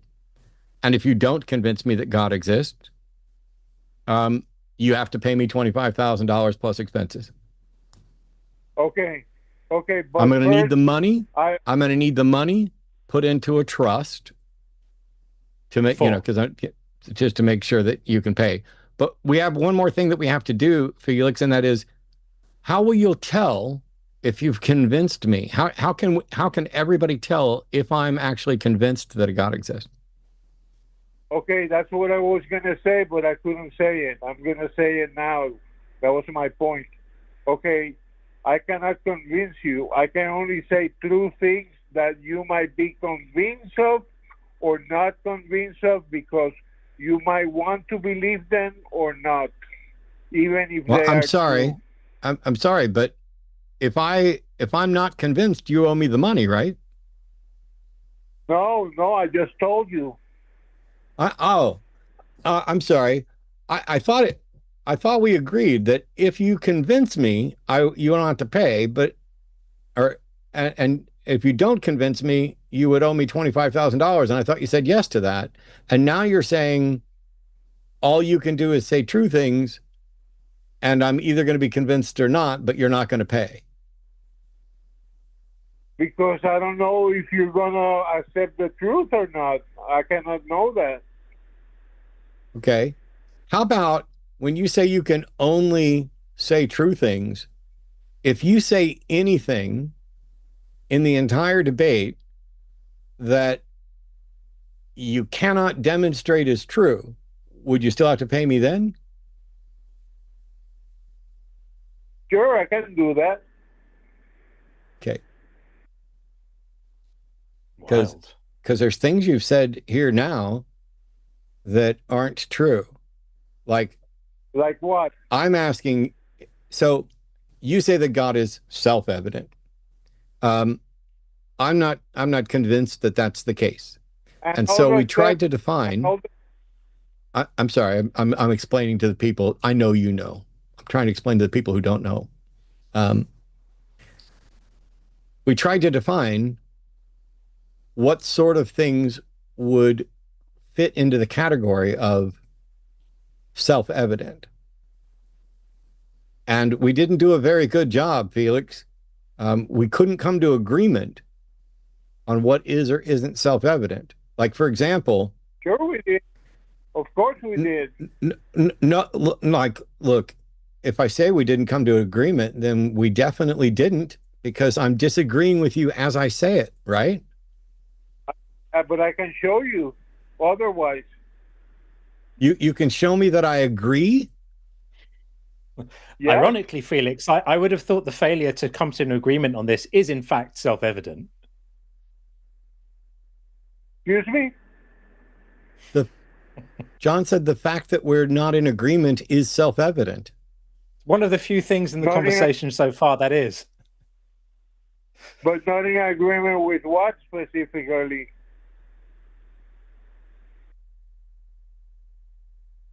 That I'm the not universe convinced this is exists? serious. Yeah. We don't agree that the universe exists? Yeah, I think there's a problem here, Felix, where either... what's the most charitable way to put this? I'm not sure you and I are able to communicate in a way that is beneficial to anyone on the entire planet. Why not? Well, What did I because say? I'm trying to understand what you mean by X is self-evident, and you're not able to explain it in a way that is clear. Okay, I can do it. Okay, let's do it. What do you mean by self-evident? Okay. Exactly the same thing you mean by it when you know a self-evident truth. Okay, Felix, if I put it to a vote and people were honest, my prediction is that if I gave them the three options, the vote would be split between whether or not you are delusional or dishonest. Because what you just described is I'm telling you, I'm literally telling you right now, because what you just gave was a tautology, not a definition. But you believe in self-evident things, don't you?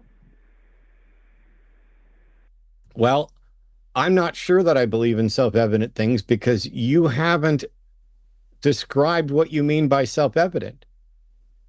Okay, bachelors are married men. That's a self-evident truth. That is a definitional truth. It's not self-evident? No, we defined it thus. So it's not self-evident? Yes, correct. It is in fact a tautology, but only because we've defined it. Now, that's when we talk about the term bachelor and married and things like that. What the terms point to, the concepts, they mean the same thing. They're a tautology, that the person who's not married is not married. That's not a self-evident truth. That is just an identity. Okay, so do you know any self-evident truth? I don't know what you mean by self-evident truth.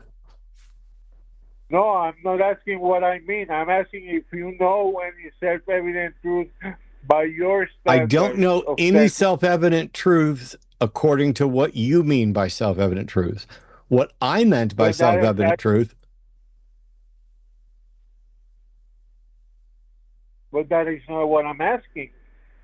I don't care what you're asking, honestly, Felix. I've tried to get definitions out of you, and honestly, at this point, I think you're just fucking with me. No, I'm asking if you know any self-evident truth by your standard and definition. I will be happy to tell you. I will be happy to tell you if I know of any self-evident truths as soon as you define self-evident truth.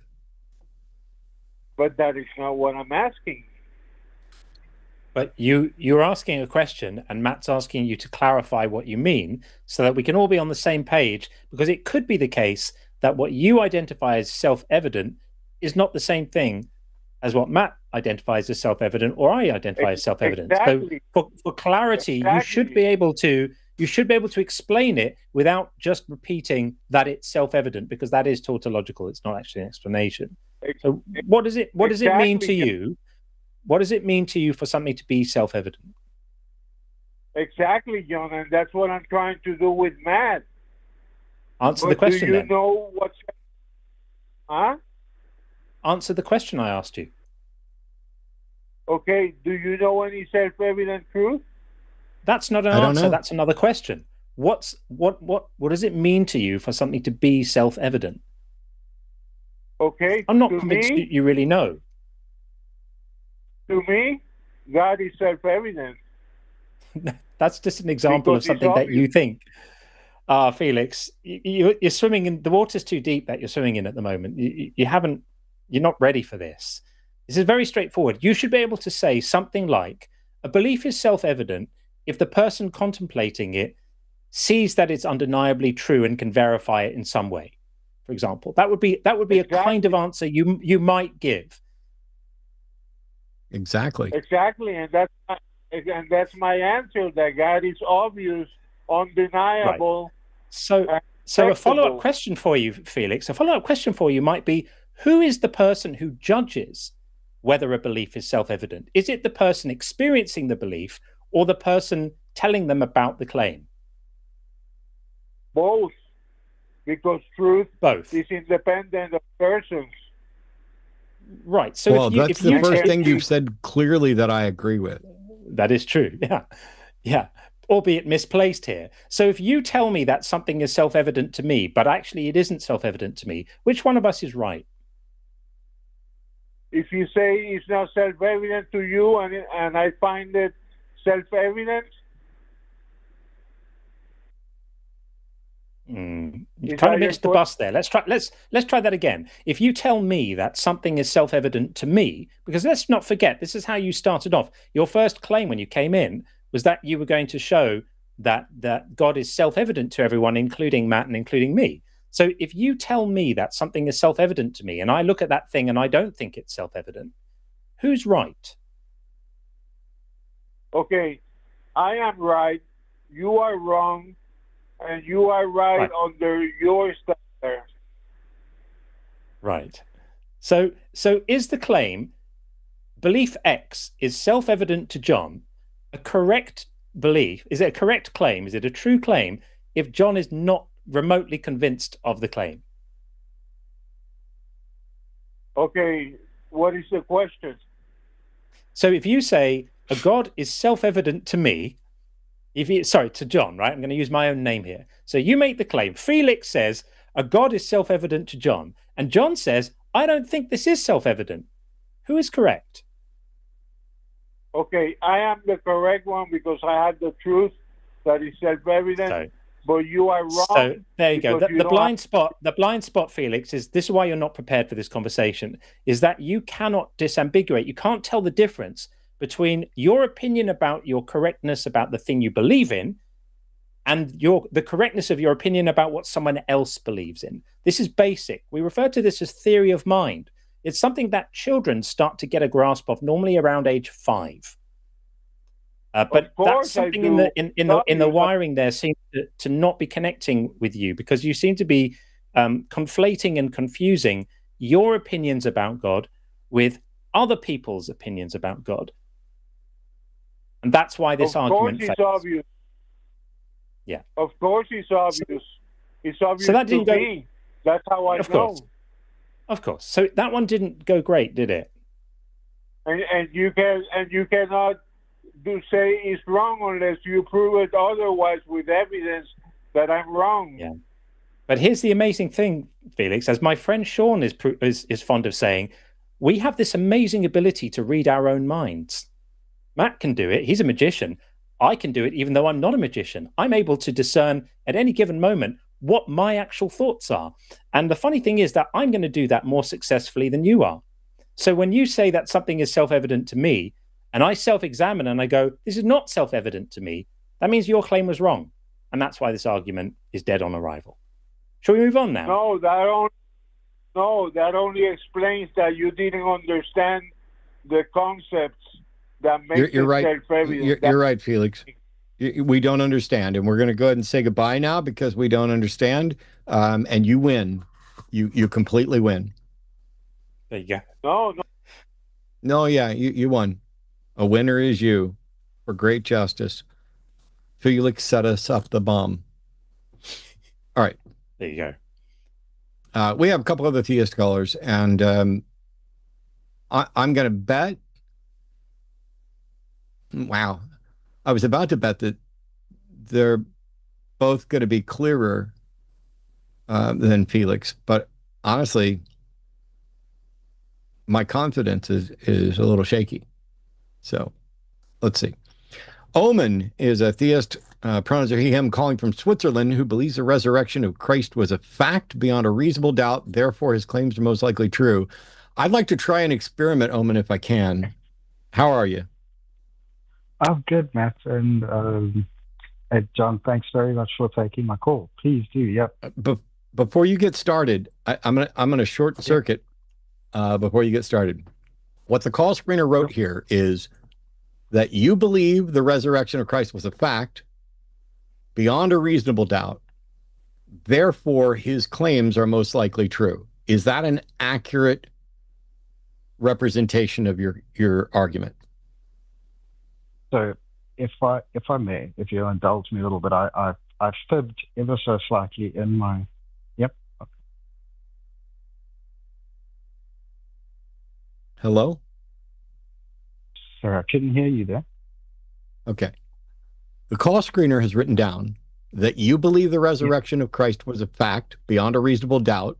Therefore, his claims are most likely true. Is that an accurate representation of your argument?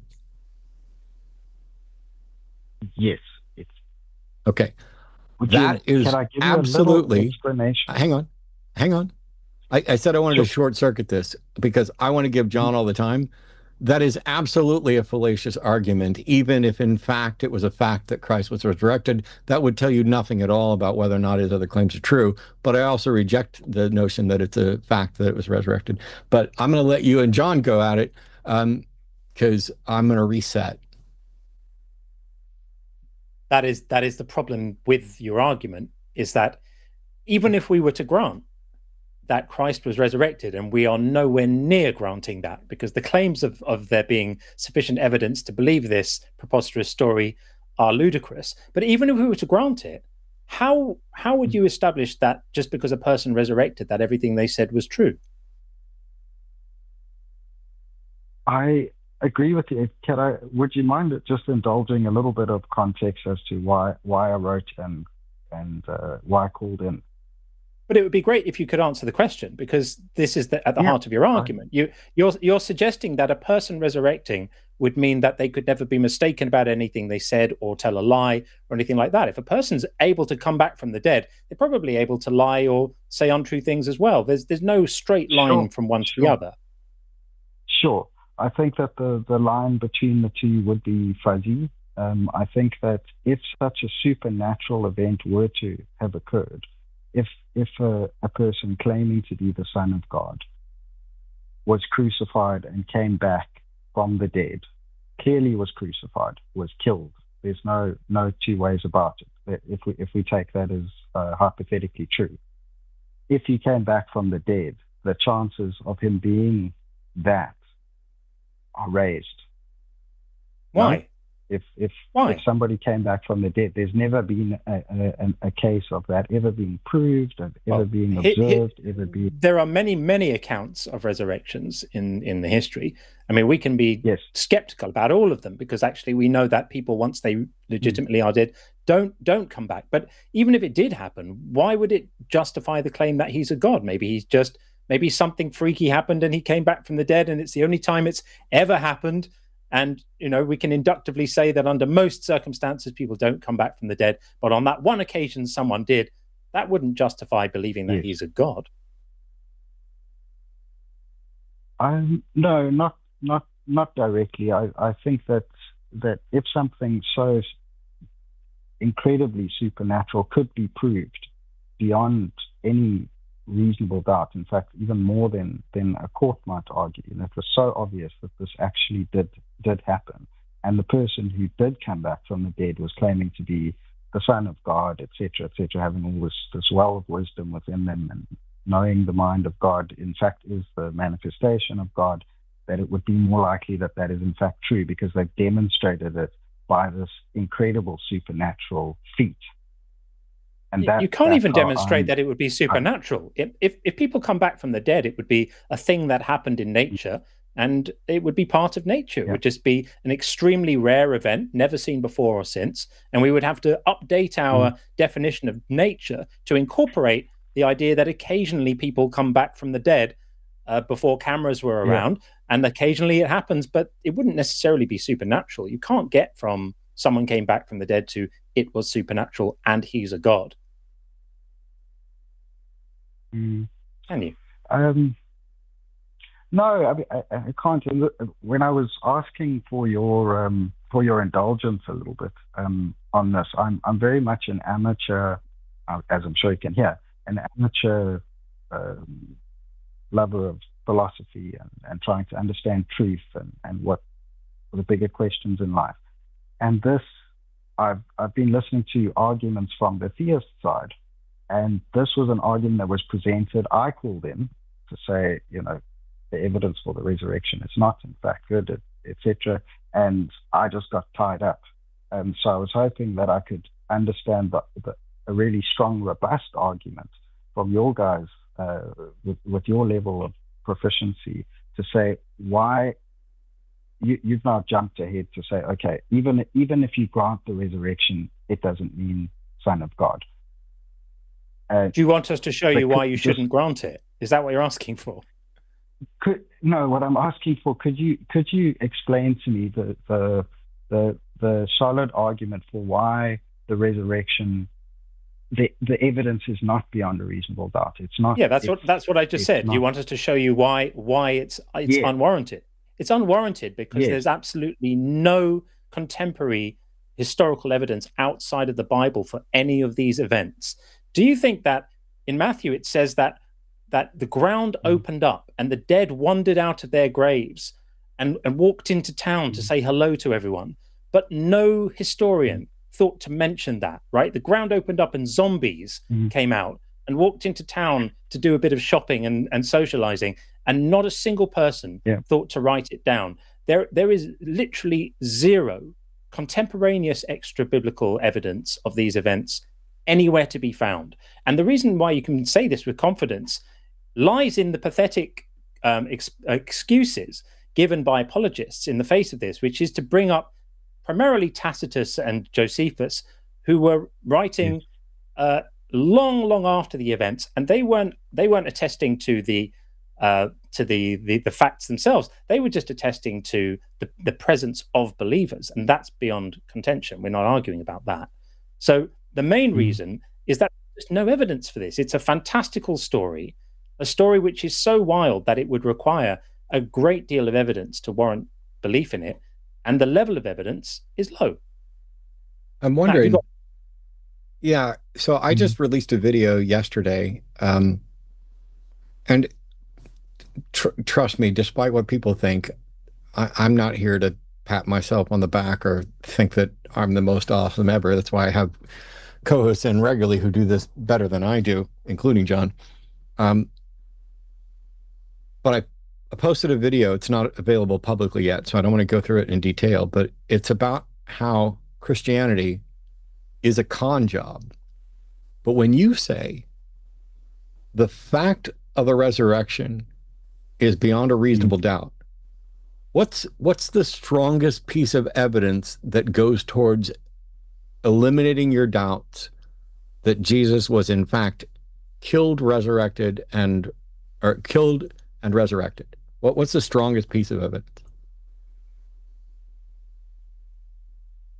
Well, I don't actually believe it. I'm sort of, let me say I'm on the fence. I'm trying to understand the mental gymnastics or argument gymnastics to try and get to truth without trying to. I'm confused. So I'm confused because it says here that you believe the resurrection of Christ was a fact beyond a reasonable doubt. And when I asked you if that was accurate, you said yes. And now when I ask what piece of evidence do you think is strongest to eliminate your doubts, now you say you're on the fence. Yeah. I understand that's confusing. I understand. So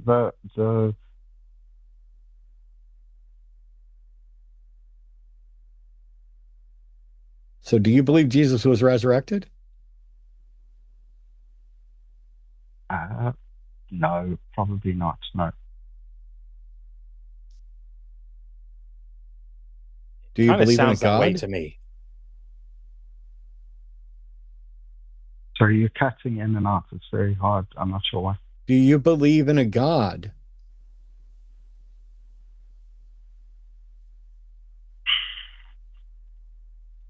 I think Okay. that The answer to that is no, and I'm hanging think up now, Omen, because you identified yourself as a theist and claimed to believe that Jesus was resurrected beyond earth. I have theists who are on hold right now.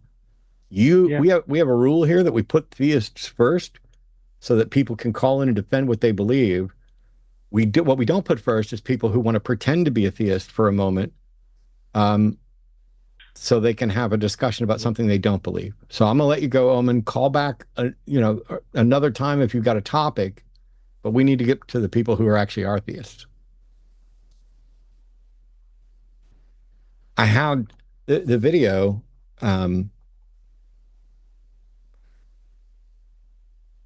There's a video that I did yesterday. It's stuck in my head. Okay, this is going to sound, I don't know. This might sound bad. I don't know. So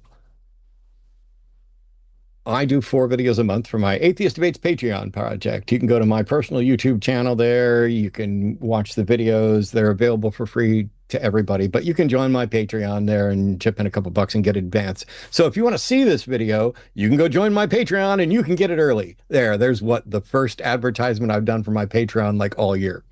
Patreon.com/atheist debates. There you go. The video is called, I think it's called A Christian Con Job. And what it does is it looks at the introduction to Acts and it looks at the introduction to Luke. Those 2 books were written by the same person. That's what virtually every scholar agrees. And they begin almost identically. They're both letters to Theophilus. And nobody knows who that is or if it's a person, because it was both a name and a label. It means friend of God or loved of God or beloved of God. And in Luke, he begins by saying, hey, there's a bunch of people telling these stories. I went and interacted with people and I studied this carefully from the beginning and wrote it down so that you would know that it's true. It's basically the introduction to Luke is I went and researched all this so that you don't have to get the story from somebody who wasn't here actually researching it, so that you know it's true. And the book of Acts starts with 3 verses as well. Well, that I think Luke is 4 or 5 verses, but Acts is 3.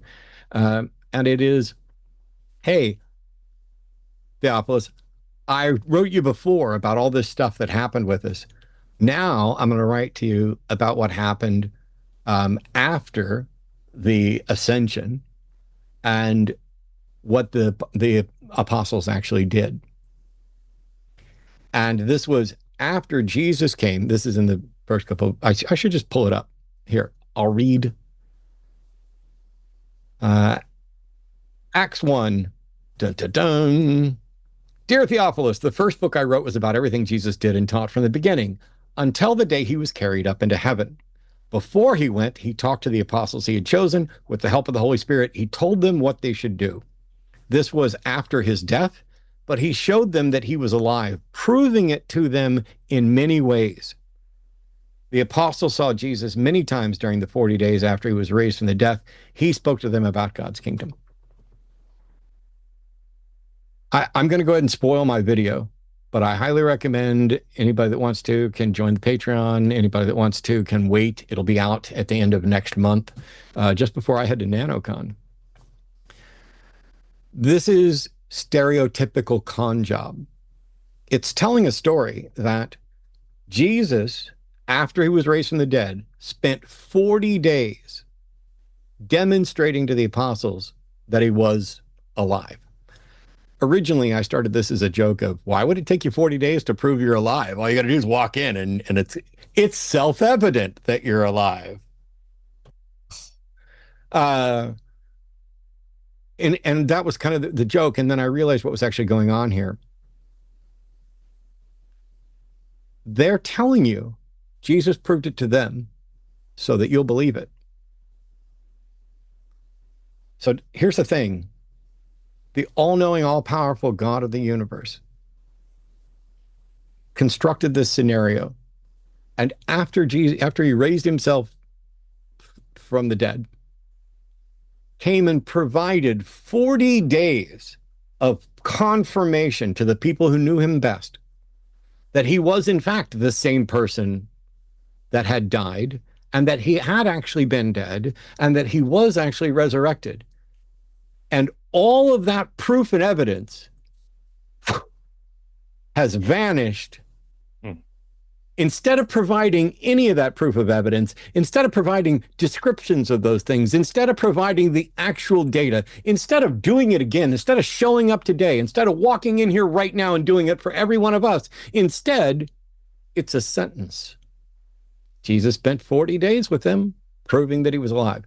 That is the very definition of a con job. They are building your confidence. At the beginning of Luke, the same author, who, by the way, we have no idea who it is. Yeah, it's not even Jesus spent 40 days proving it to me. It's someone telling you. It's basically 40 days worth of hearsay. Yes. It's Jesus spent time, and the beginning of Luke is the same thing. What they have written agrees with what we learned from the people who saw those events from the beginning. That's verse 2. What they have written, the people who wrote about Jesus, agree with what we learned from the people who saw the events from the beginning. This isn't an eyewitness account. It's not by somebody you know, but we need to build up confidence in it. So what did we do? Well, we gave it the name of Luke, who we're going to claim was an associate of Paul. And he probably was. Maybe they picked somebody, real, whatever. But it's all confidence. It's not, here's an anonymous account that tells the story of what they heard from other people. That's the fucking truth. Instead, it's, here's an account that we'll say was from this person who was a friend of this person who knew these people, and they were there. And they were there from the beginning, and they took careful notes, and they wrote it just for you, Theophilus, beloved of God. Christianity is absolutely a con artist, and let's see if any of the callers can prove otherwise. We've got several theists on hold, and I don't see any reason to keep them on hold any longer. Let's see. Michael's a theist from Florida, pronouns are he, him. Something about the origins of humanity. There's evidence for God and Adam and Eve. Hey, Michael, how are you? Doing good. How are you? You hear me? Amped up. Good. Yeah, so my argument is if there is an effect in the origins of humanity, and there has to be a cause, and the first cause has to be a non-cause cause. So I would think that it's self-evident that there is a creation of humanity. There has to be a creator. Wow. Okay, so it's interesting that you're focusing on humanity. I'm going to get a drink. I'll be right back. Sure. So you could have made this argument about everything, right? You could have said, if you're going to make an uncaused cause argument, it's interesting to me that you would focus on humanity, which is just a very, very small slice of the reality that we have, right? You could have spoken about mountains or monkeys or elephants or the planet or the solar system or the whole universe. What made you choose specifically humanity? Well, because humans are rational, moral, I believe, beings that are able to conceptualize mountains. Mountains have substance, but not subject. Okay, so you prefer to localize the conversation on Homo sapiens. This is the topic that you want explained, and your claim is that Homo sapiens couldn't exist without an uncaused cause, and why have you ruled out just that there are natural processes that, by the way, we understand really, really well, that could have led to the existence of Homo sapiens? By what means have you ruled that out? That would take faith. That would take faith because we've never observed a natural process creating a human from nothing. It would be scientifically impossible to create a human out of nothing. But we've never directly observed, tectonic plates making a mountain, because it takes, many hundreds of thousands of years often. But we understand that it happens. It's not the criterion for accepting something isn't necessarily watching you it, made because some you made a processes, knowledge claim that it takes hundreds of thousands of years, but have we Yes. seen mountains made in hundreds of thousands of years? No, but we understand the mechanism by which it happens. And so even though we can't watch it happen, because weirdly enough, a human lifespan is less than a century normally. And so no human being is able to be around for hundreds of thousands of years to watch tectonic plates make mountains, or tectonic movement make mountains. But we're still able to understand the processes by which it happens, even though we can't directly see it. So the mechanisms that have led to Homo sapiens are pretty well understood. Are you aware of this? Let's go back to the mountains. Your presupposition that the mountains were created by the tectonic plates, they could have also been created from the fault lines in the great deep being opened and God flooding the whole ancient pre-Diluvian world and changing the whole typography of the world. So you're presuming they could have been, but if that had happened, there would be evidence of it, and there isn't. There is no evidence of that. If that event had happened, if that event had happened, you just asserted that it could have happened by God. How did you determine that God is a candidate I'm sorry. How did you determine that God is a candidate explanation for this at all?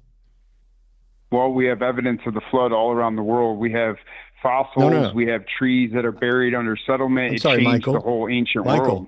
Michael, that we know now. Michael, I asked how you concluded that God is a candidate explanation, and you said, well, we have evidence for flood. Even if we had evidence for a flood, my question was, why do you get to consider God a candidate explanation? Well, my epistemology is the Bible, and I believe that the objective standard would be the Scripture. And mine's not. So you need to demonstrate the reliability of your epistemology before I'll accept it. Okay. And let's just remember that your epistemology comes from a book with talking donkeys. So let's just let that lie where it does. That also gets the order of events wrong in Genesis. Yeah. Well, what order? Well, hold on. You're making many knowledge claims. And first of all, I would say that there's no such thing as a contradiction unless there's objective truth. It's just subjectively something conceptualized by you. And at the end of the day, the 2 plus 2 can only be 4. Can we all agree that Michael is not an honest interlocutor who is not actually interested in having a discussion, but has instead come in with a script and wants to avoid any responsibility to defend his belief, and instead wants to pretend that somehow we've made knowledge claims without objective truth? I have no problem with the notion that there is a reality, and I'm the one that's pointing to it. My reality does not include anything supernatural because there's not evidence for the supernatural. And my reality does not begin with the Bible. It evaluates the Bible to see if the Bible is consistent with the facts of reality. And if the Bible says that the earth existed prior to the sun, that is debunked by the actual empirical evidence that we can detect and observe. And so already in the first few verses of the Bible, it doesn't say that. It says that in the beginning, God created the heavens and the earth. The earth was without form and void. The Spirit of God rested over the face of the deep. And that God said, let there be light. But it says he created the sun on the 4th day. And the light was the Lord God Almighty. For I'm sorry. The Lord is light. I'm sorry, Michael. Michael. Yes. According to the Bible, God created the heavens and the earth first, and then created the sun on the 4th day, right? Which means the earth I'm sorry. So the earth existed before the sun, right? Correct. No. The Bible says the earth existed before the sun, but science and the facts of reality show that the sun existed before the earth. Well, hold on. Where does science prove that?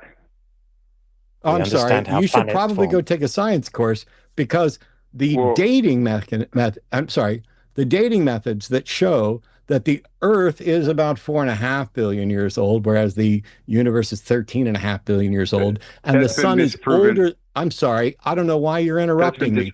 You asked me See, all right, here's the thing. I'm going to stop now because I've talked to Michael C14 before. carbon dating. Here, Michael, You've never talked to me. This is my first time ever calling, Matt. Michael, you're a liar. I promise I've never called. I would not lie to you. Okay, you are a liar, Michael. No, Michael, I've had this exact conversation with you before. That you're a liar. I promise I've never talked to you, Matt. I don't care if you promise you're a liar. Liars can promise. Of science. Here, I'm going to mute you because liars can promise all they want. We've done this before. At a minimum, I'll retract that. At a minimum, maybe I heard you run this exact same script on John the other day, or maybe you tried to run this exact same script on Justin the other day. It all runs together after a while. So I will retract the fact that I claimed that you have called me before. Maybe you haven't. Maybe I listened to you call into, it doesn't show this here. So here, in any case, I'm going to stand by the fact that you are not an honest interlocutor and that you are actually starting with, this is really easy, Michael. Your epistemology begins with the Bible must be true. And if anything says that the Bible is not true or anything disagrees with the Bible, it must be wrong even if you don't know how. And that's fine. It's not smart, it's not wise, it's not accurate, it's not reasonable, but it's fine. You can do that. But the reality is that when you look at what science, the universe that science described with its age and with its order of events, the order of event of things in the Bible are wrong. And not just whether the earth came before the sun. That's a fact. The sun, we know how planets, some of the ways that they can form, including from accretion disk from sun. But we're able to actually date things. I think it's telling that when I objected to the fact that it gets the Earth-Sun order wrong, you talked about light. I didn't mention light at all. The word light didn't come out of there. I have no problem at all with there being light before the sun. I'm not even tying light to the sun. Not all light comes from the sun. But instead of listening, instead of engaging in an honest conversation, instead of saying, oh, they just challenged something, now it's my turn to actually defend it, you did what every weak-minded creationist does. Instead of defending your belief, you just attacked somebody else's. Oh, well, how did they know that? And then when I'm literally here, calmly telling you how they know that, and I'm not a scientist, I should have just told you, hey, you can go look it up. But as I'm sitting here literally telling you, here's how they know that, you're so absolutely terrified that you decide to interrupt and start challenging the very foundations of science and reason. It's an embarrassingly predictable and tired creationist tactic. So let me pull you back off hold. I will retract and apologize the claim that you definitely called me, because you might be right. I might have heard you run this exact same dishonest as fuck script on some of my friends. And for that, I'm genuinely sorry. It'd be nice if you'd apologize for being dishonest in conversation, and instead of actually defending with evidence. I know you can't do it. I guess that's difficult, because I was going to say, instead, it'd be nice if you defend it with evidence. But if your epistemology begins and ends with the Bible, you don't have any evidence. You have a story. So again, Michael, I'm sorry. I gave you too much credit there. You're not going to be able to provide evidence. And that's why you lash out and just pretend like everybody else is on some shakier ground than you, when in fact, all of the scientific disciplines form a concerted network of data, an interconnected web. When we talk about things like radiometric dating, it's not just carbon dating. Carbon dating has a limit. You have radiometric dating in a number of different, there's potassium, argon, and everything else, and they overlap. And then they overlap with other dating methods like tree rings. All of these methods come together to create a spectrum analysis of parts of what we can date in the universe. So here's my simple question. Let's just set all the rest of that aside. Does your epistemology have anything at all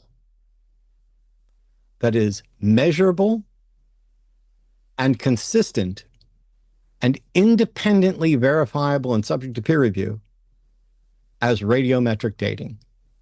Yes or no? And then you can tell me all about it. Am I off? Am I able to speak? Yes. Hello. Go ahead. Yes. Yeah, go ahead. Humanity. Yeah. So humanity. That was my original statement. Is proof of God and the invisible. That's not what I asked you. What question did I ask you, Michael?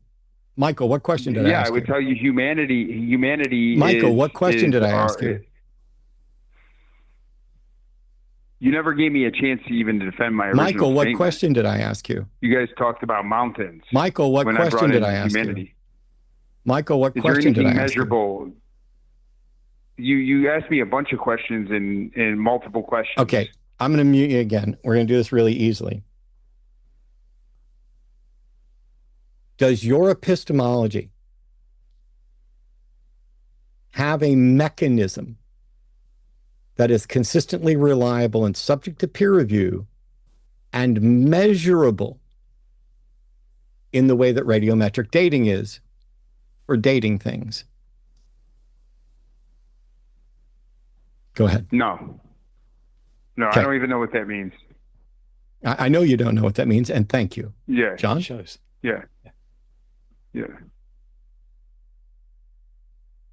So basically, we've got the entire world's worth of scientific knowledge hard won over centuries by people in their hundreds of thousands diligently working scrupulously to advance human knowledge and build knowledge production, cooperating, sharing data, checking each other's work, trying to disprove it, showing where the fault lines are, showing where the weaknesses are, constant self-criticism and peer criticism all the time to carefully build an edifice of human understanding and knowledge.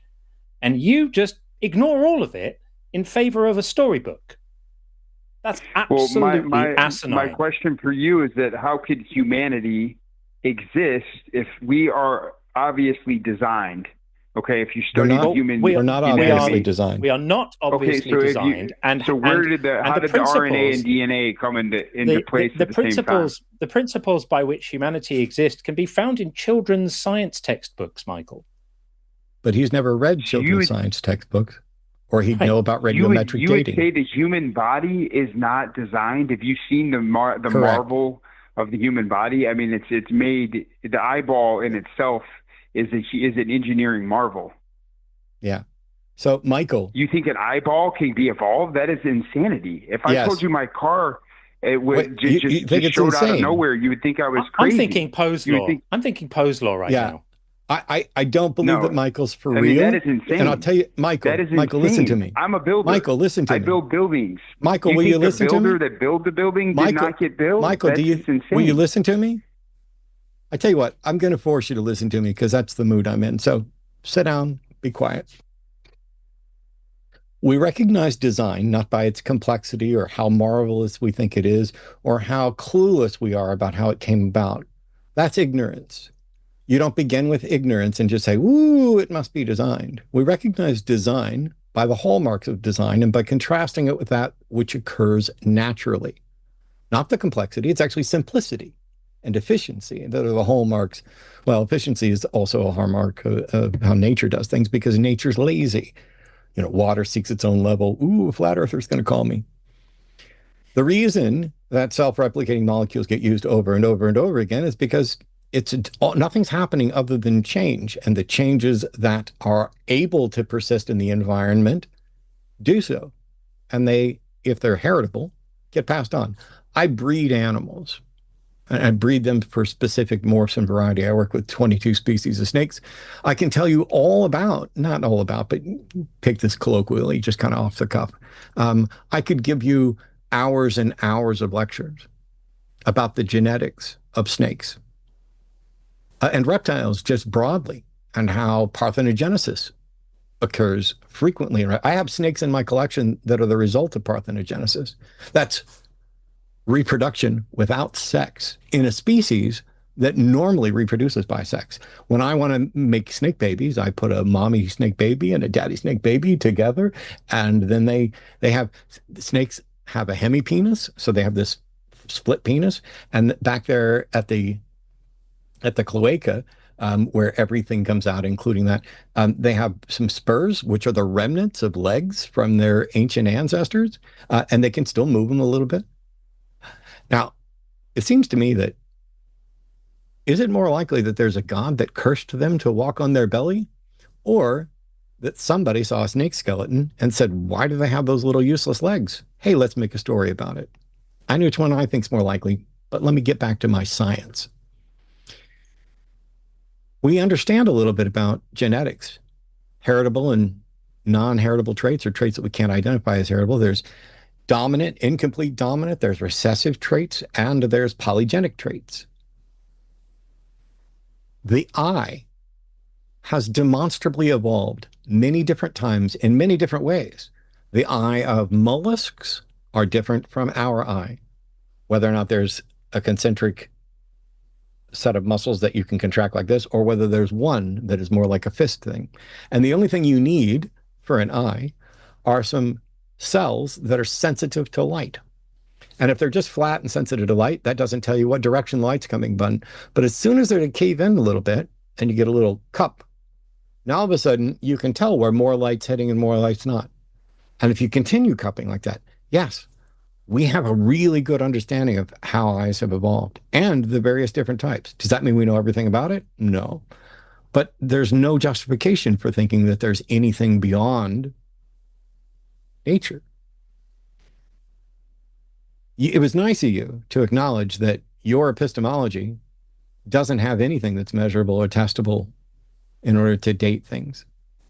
And as John was pointing out, you seem incredibly comfortable taking your monumental admitted ignorance of, I don't know how any of this works, I don't know what those words means, I don't know how to measure this, and saying all of those experts who've spent their lifetime and countless lifetimes before them studying reality to try to find the right answers have come up with explanations that are the cornerstones of biology, which, by the way, are the same science that leads to life-saving medicine for you. The same process of science is what allows you to call in from your cell phone from Florida. Hi, Florida man. Welcome. You're calling in because of the very science that you don't understand and you feel incredibly comfortable rejecting. It should be, not majorly, it should be a little source of embarrassment for you to be here publicly rejecting science that you don't understand and admitting that you don't have anything better and coming up with the most popular, common, trite, cartoonish apologist. 20 some odd years ago, when I got started with this, Ray Comfort was running around going, a builder needs a building. Oh, sorry. A building needs a builder. A painting has a painter. You know that. Yeah. We know that paintings have painters because we have all of the evidence pointing to painters and no evidence of paintings occurring naturally.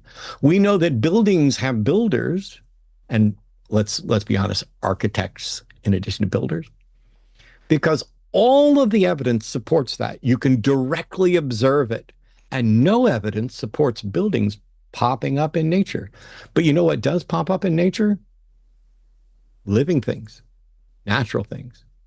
How did the first self-replicating RNA molecules occur? We don't know yet. If you want to claim that God created the first RNA molecules, cool. That's a claim. Now, How can we test that claim? That's here, let me put it on the screen.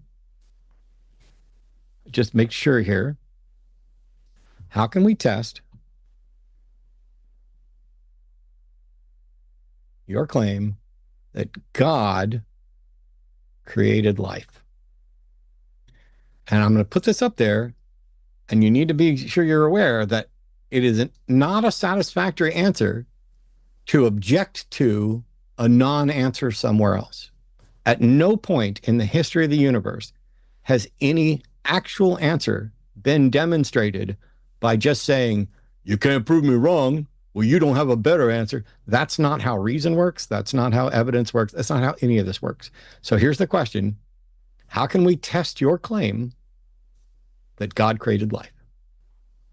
Well, first of all, you made a false assumption by saying that science, obviously we're talking. Okay, I'm going to have to mute you. You see, you clearly weren't listening. And this is way too much fun for me. Thank you, by the way, for fixing my Zen. When I say, how can we test your claim that God created life? There's no way to test your claim that begins with an objection to anything I've ever said in my entire life. I am irrelevant. Please, I know you're calling into the show. I know it's my show. But you need to figure out right off the bat, I'm not relevant. Nothing I've ever said is relevant to whether or not you have a test method to confirm your claim that God created life. So here we go. How can we test? Michael's calling in from Florida. He's not going to talk about anything else because he actually understands what I said. He's not actually just here to be a contrarian and object to everything that he doesn't understand or know. So Michael's going to is going to give us an explanation for how we can test his claim that God created life. Michael, the floor is yours. Time, space, force, matter. In the beginning, time, God, force, created the heavens and the earth, space and matter. There you go. Oh dear. Cool. John, that's not a test. That's a claim. Yeah. Yep. Who would have thought that rather that's than also actually a claim. Answering the question, that we would just get a list of more claims, also unanswered and undemonstrated. Michael, this is why people don't believe this stuff. Because in normal everyday life, if somebody makes a statement and then somebody else says to them, how can you know that that statement's true? The normal response is not to just make other statements, it's to actually be responsive to what the person's asked and say, well, the reason I know this is true and the evidence for this is whatever it might be. And really, it's not a difficult question. How can we test your claim that God created life? Now, the problem is, what you may not realize is there's something clever built into this question, because the answer that you're going to end up with is that it's not testable and that it's not falsifiable either. Are you familiar with falsifiability as a concept? Creation is a divine miracle. You can't prove it. Yeah, that's delightful. God that's was the only one there. Are you? That's delightful. Are you familiar with falsifiability as a concept? Yeah, there's no way to falsify it. Right. So something that's not falsifiable, some people make the mistake of thinking that means it's strong. It actually means it's worthless. Absolutely worthless. If you can't elucidate what would make it definitely not true. If you can't describe, if we saw this, then I would know that this idea were not true. And if you can't explain a mechanism by which we could, in principle, disprove the claim you're making, then the claim is valueless. Because anyone can make unfalsifiable claims, and we can't check between them, can we? It's what you're doing now. You're claiming evolution and natural processes. Don't worry about what we're claiming. We've already taken our claims off the table. The law of entropy disproves that.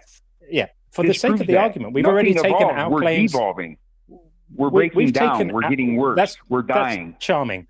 That's charming. We're not evolving. So we're devolving. Michael, focus up. Focus up. We've taken our beliefs off the table. We've already granted that we're not worried about our beliefs. You have to evidence your beliefs. You're the one making a claim that you understand the origins of life. It's absurd. No, well, here's the newsflash: be a creation without a creator. There isn't just one country. There are many. It's absurd. So can you evidence your claim or not? Arguing in the Twilight Zone. There cannot be a creation without a creator. Michael, calm down and take a breath. Calm down and take a breath. Are you able to evidence your claim or not? Because so far you're doing the exact same thing that Matt asked you explicitly not to do. You are the evidence that we are arguing. Which is just shoot down other people's explanations. We understand that you're scientifically illiterate. That's fine. We've got that.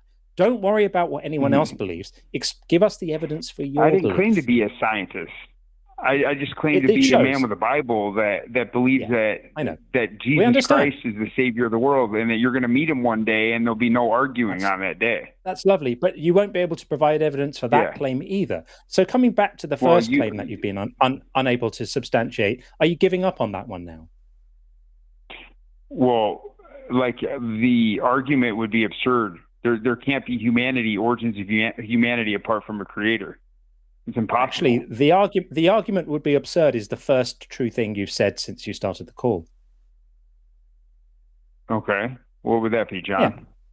That your argument is absurd.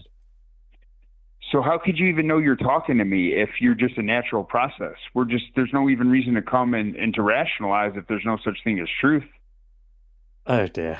Where do you go from here? I mean, this is like whack-a-mole, isn't it? He's confused. He's confused the fact. Hang on, Michael. I'm trying to help you here. He's confused the fact that you said his argument would be absurd with, therefore, all of reality is absurd, because he's bought into this notion that there can be nothing of sense unless there is a God. And he doesn't feel any need to prove that because he's bought into the notion that it's just absurd without it. But it's not. There's no requirement for there to be a God for reality to make sense. We've basically given up on creationism and shifted to kind of Timu Presup now. Is that the idea? No, I mean, I think that there's no ability of intelligibility without there being a rational God. You know, you have no ability to even rationalize, because how can you trust even what you think? I'm sorry, John, I don't have an interest in rationalizing, because I know the difference between rationalization and being rational, but you don't. And what would that be? What would that definition be? I'm sorry. You should just go look up a dictionary, because being rational means you're consistent with rationality. Rationalizing is making excuses that are giving the emulation of rational when they aren't. You can't even get past the basics of English language here. Well, I would tell you that ultimately that. Yeah, I know what you tell me, Michael. You tell me you're a man with a Bible who believes. You tell me you're a man with a Bible that believes. I have a Bible. I have lots of Bibles. I've studied it. I probably know it better than you do, as does John, and as does most of the rest of these people that you're going to be talking to as you continue to call around to show how little you know about anything else. It's when you get beyond just having a Bible, where you can only regurgitate the simple things that you've been taught that make sense. When you branch out beyond that and you actually start studying English, philosophy, history, science, then you'll understand how you're not dumb. You're not a bad person, but you are monumentally wrong, and embarrassingly so, because you are dismissing things while admitting you don't have a clue what you're talking about. And every sentence out of your mouth, you're making a new mistake that shows just how clueless you are. But you don't have to. Michael, you don't have to call into these shows and say this stuff. I know it. I know. You're not ashamed of the gospel of Jesus Christ, for it's the power to salvation. I get it. You are here. You are doing. You are salvation. I thought you knew more about the Bible. For the Jew first, then for the Gentile. The righteousness. I'm sorry that I didn't keep going on with your scripture, but I'm the one that knew what the Bible said in Genesis and countless other things. For the wrath of God is revealed from heaven against all ungodliness and unrighteousness of men who suppress the truth and unrighteousness. Because what may be known of God is made manifest in them, for God has shown it to them. Prove that it's for true. The invisible attributes of God are clearly seen through the things that have been made, even His eternal power. And God has, so you're without excuse. I know I'm without excuse. I know I'm without excuse. Yes, thank you, Michael, for preaching. Your imagination, thank you for your virtue signaling. Michael, you are amazing. Lord Jesus, thank you so much for sending Michael to us today to show his own ignorance, put his own ignorance on parade so that he can preach to us the power of your word, the laughable, meek ass, vapid power of your If words. Romans Thank you 1 so does much. not convince Thank you you, my Lord. of the God of Say the goodbye, Bible, it Michael. makes you fearful. It makes you fearful. It doesn't You make know me you're fearful, scared. Michael. Yes, you are. I'm not You're scared. afraid to meet the God I serve, because just like a criminal doesn't want I'm to not find afraid a cop. of your God. You're I'm hiding not like afraid Adam of you or did. your God. I don't think your You God will could give me be, so much though, as a one day when hangnail. you meet him.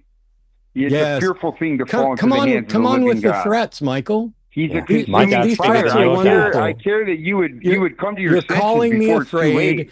and you're So the saying Lord is one going to day sharpen I'm his going to meet sword. I him. mean, he's the God What's he that waiting for? 1 second What the is sun through your nuclear weak-ass little God waiting for? What is he waiting for? He's You say one of these. justice You say one of these of days I'm God, going to meet they him. Why grind can't I meet him slow. He's now? long Why is your suffering, God not a willing that pussy? any should perish. Not Why willing is your that God any a should perish. pussy? He would want, because he wants you to repent. Why is your God a He wants you to pussy? come to your senses. The correct response is that a pussy isn't a bad thing and it's not a weak thing. No, because Those he's things can patient. take a One day pounding. with the Betty Lord is White pointed 1,000 that years. out. I was setting you up for the No, best don't joke you could have consider it possibly patience. made. But you don't understand anything, Michael. You don't One day understand with a the Lord is thing. 1,000 years. He's not.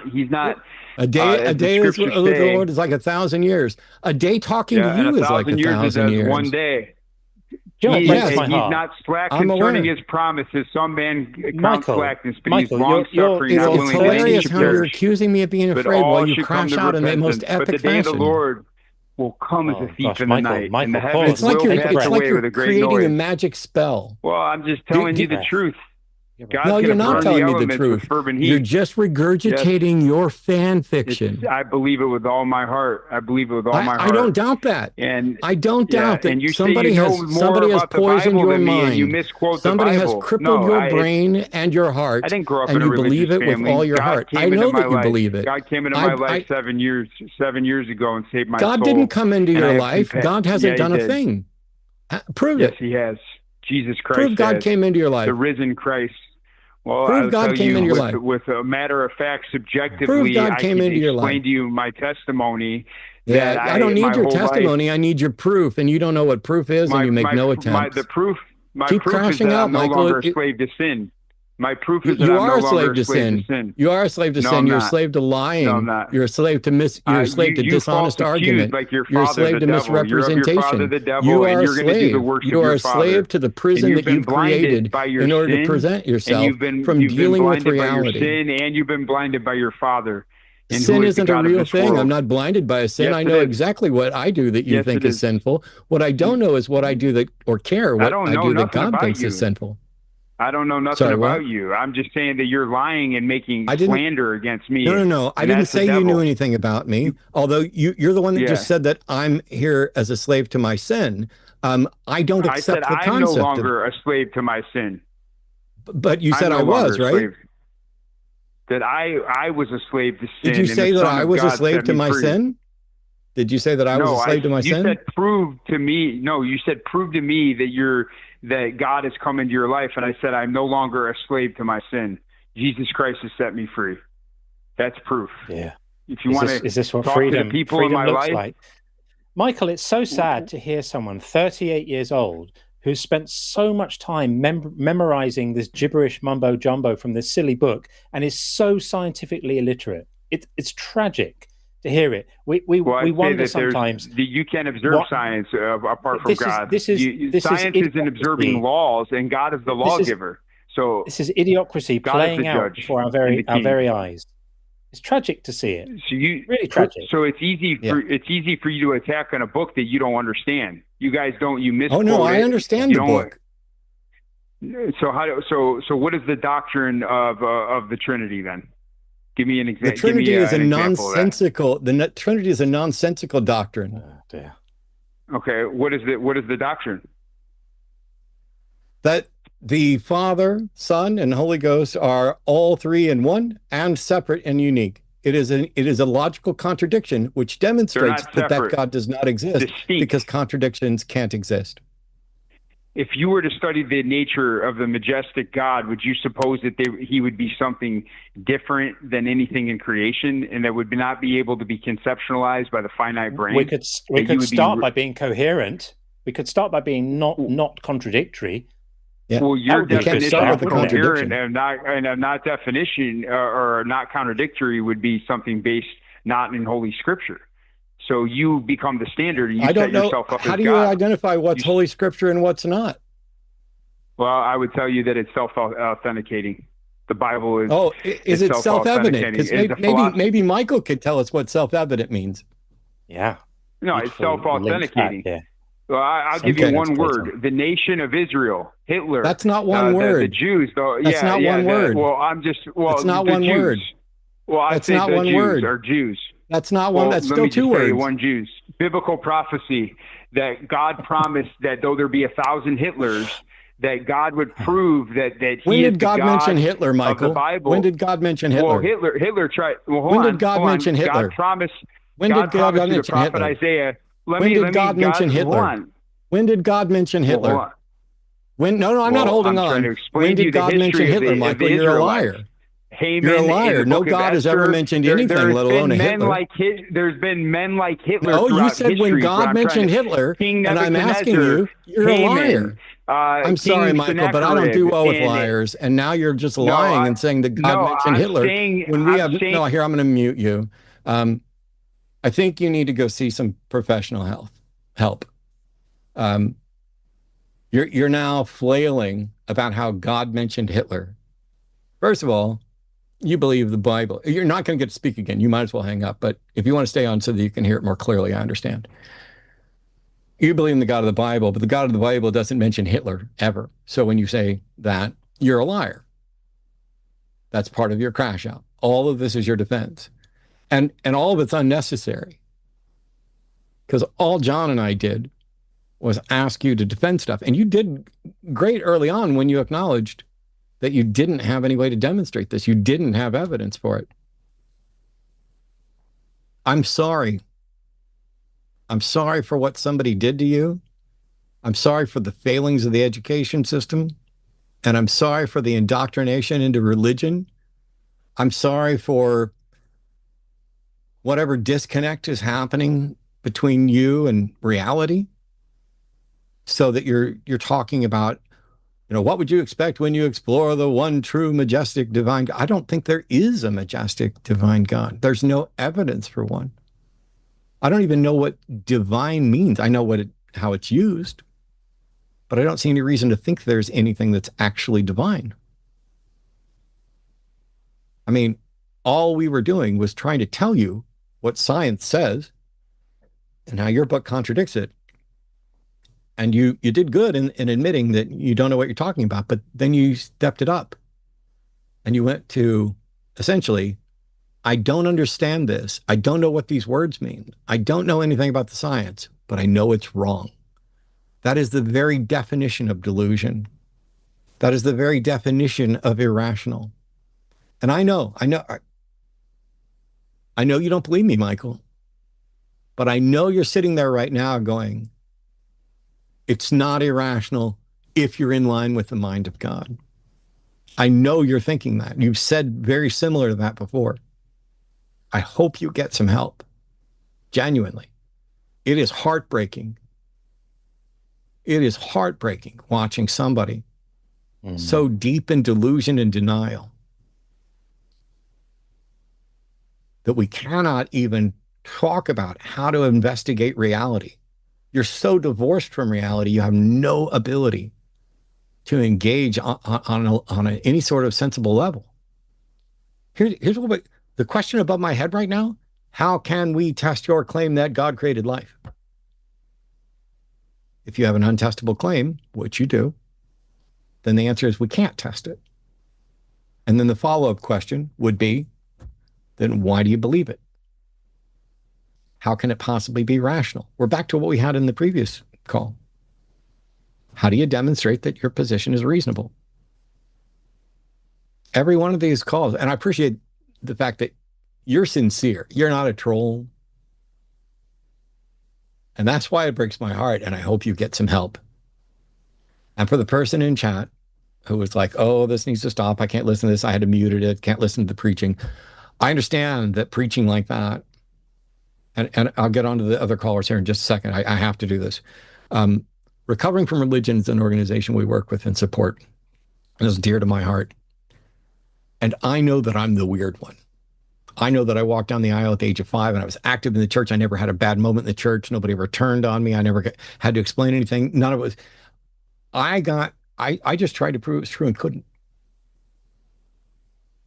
I never had a falling out. I was never abused in the church, but I have friends who were. I don't feel trauma tied to sermons, but I know people who do. Religious trauma syndrome, despite not being in the DSM, is, as far as I'm concerned, a real thing that should be in the DSM at some point, in some sense, because I've dealt with and interacted with too many people who have suffered trauma at the hands of well-intentioned. I'm not talking about Falwell. I'm talking about the average preacher, the average Michael. Michael's like preachers out there, except that he's not quite megalomaniacal enough to be out there dictating to other people his sermon. We're like a trial balloon for his sermon. And so for the person out there that I was like, you need to turn this off and listen, but it's essential. I'm sorry that actually had to happen, but it was essential. Not every crash out is just, oh, I got owned. This is trauma. It's triggering to people in chat. It's mildly triggering to me, and I didn't even go through that. So please, if you're struggling with stuff like that, reach out to Recovering from Religion, recoveringfromreligion.org. And if you're not, be aware that somebody is. Because I'll do another donation for that, just because it's heartbreaking, and that's as much of a kind of a head-butting thing as I could imagine having without actually being angry. But watch what happened. Oh, you're scared. No. I'm embarrassed. Projection. And I'm sad. That was projection as well. There's a reason why he said that. It was heartbreaking because I was just thinking, while he was rattling off all this Bible stuff, 38 years old, how much time has he spent learning this nonsense that he could have been learning about reality, learning about the beauty of nature, learning about the majesty of science and the things we actually know about reality that have a real value, rather than these ridiculous stories that now occupy all the available space in his mind. That is a real tragedy, and I really feel for Michael.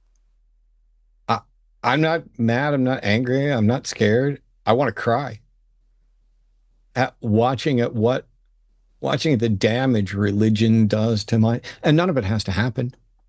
There's nothing essential even about Christianity that requires you to be like that. But that's what it does to some people. We have 2 more calls. I'm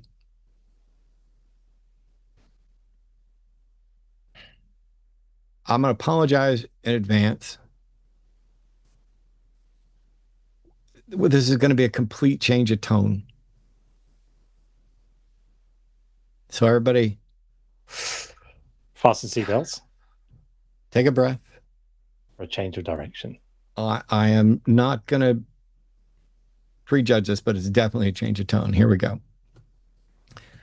So Chris is calling from somewhere in the United States. Pronouns are he, him. Chris is a theist who claims to be able to prove through electronic teleportation that there is a thinking conscious being exists, and it will be peer-reviewed and published in like 4 years. And his agenda is to get certain pieces of information out. It will start sounding crazy, but he can back it up. Also, the basis of Gnosticism in Mary. I want the truth of her historically to hit. Chris, I'm going to apologize to you in advance. If this is a prank call, I am definitely not in the mood, and you will absolutely get me to crash out if that's your goal. Because you're already acknowledging this is going to start sounding crazy. Can I ask one question before we start? Yeah, of course. Yeah, go ahead. Ask your question. If it's going to be peer-reviewed in 4 years, why wouldn't you? She did the best she absolutely could, because I gave her a ton of information. I guess I can't ask a question before we start. Go ahead and start. Well, I mean, go ahead. Ask your peer review question. Let's start there. Go ahead. No. Go ahead. Okay. All right. So it's actually electron tunneling, but that's the semantic. And by the way, to get into this, also I need to preface this, by the way. I am a scientist for fun. That is not going to make any sense at all. I have access to a lab that is a nationally renowned university. We could talk about that. It's not important. I can prove it. Matter of fact, I'm going to make a bunch of claims that are like just going to sound nuts. That's the thing. That's why it was so hard for her to write the notes, because like this is so insane. I do have an agenda. This is not a prank call. And we are going to talk about. I'll actually back everything up. I listened to that entire last call. Your callers are fucking idiots, and that's probably by design, and that's cool. And unfortunately for us, yes, I can actually prove to some probable scientific degree. Yep. I don't need you to comment on the other calls, but why would you say that's probably by design? What do you mean? I think, and I would do this too, because we have a very similar background when it comes to Christianity in general, because we're both smart, thoughtful people that when we were young, Chris, I just need you to answer my question. What did you mean when you said, I think this is by design? I think that for the show to work, you probably need people who are. Chris, are you suggesting that we intentionally seek out callers like that as preferable, that we're the ones designing that? I am honestly not sure. I don't know, actually. I'm saying Chris, I don't know. Yeah. What did you mean? Because when I asked you what you meant by saying it was by design, you started talking about what the show needed. And so I'm trying to find out, was that an attack on our character? Do you think that we are intentionally seeking out the lunatics or the fucking nut jobs or whatever you called them for clicks and... No, I think... what did you mean? I do think that it is probably... I do think that it is probably... Chris, I swear to the Zen that is holding me together right now, if you don't answer my fucking question about what you meant, I'm not going to listen to another word you say, because if you can't explain what you mean right there, why on earth would I think you're going to be able to explain your other stuff? All right. So the direct question is, do I think that bringing on idiots to talk about Christianity? No, the direct question is, what did you mean when you said you thought calls like that were by design?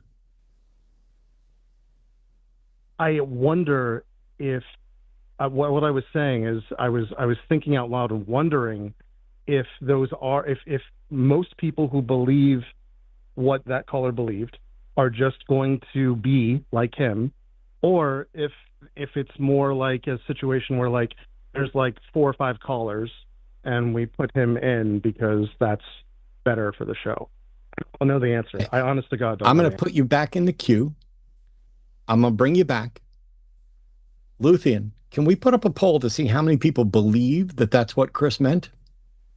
Yeah. And I'm going to bring Patrick in because I don't believe you, Chris. Sorry. But I don't just trust myself. So let's find out if other people believe that's what you meant.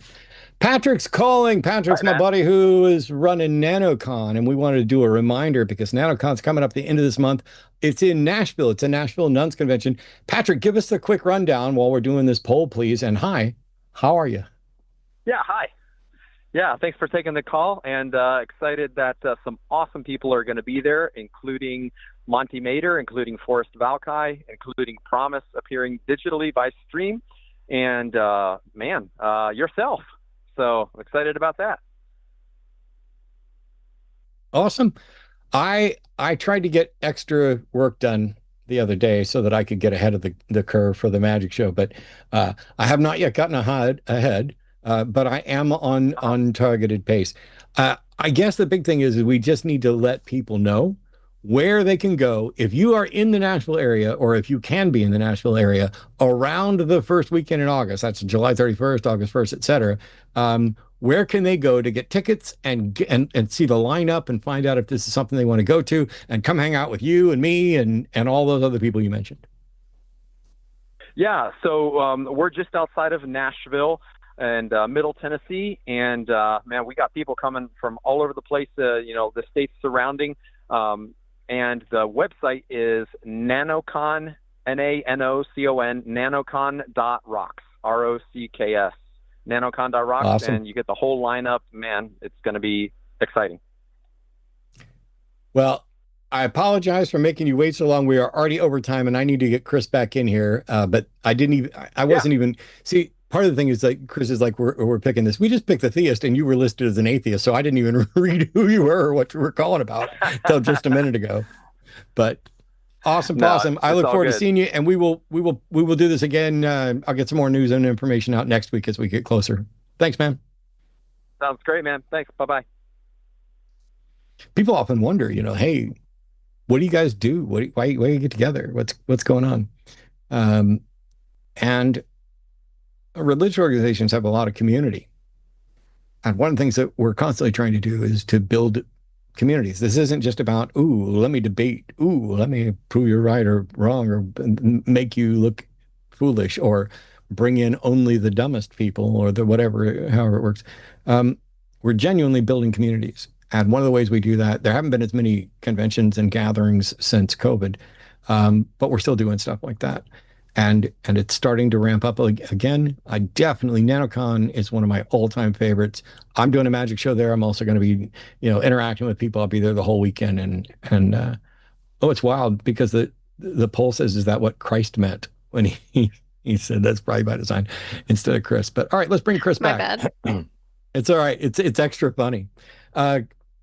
Chris, generally people don't believe you, but let's set all that aside. And now I'd like you to tell me the answer to my question, which is, if it's going to be peer reviewed in 4 years, why on earth am I supposed to care about it now? Well, so I don't think the peer review matters, and I'll explain why.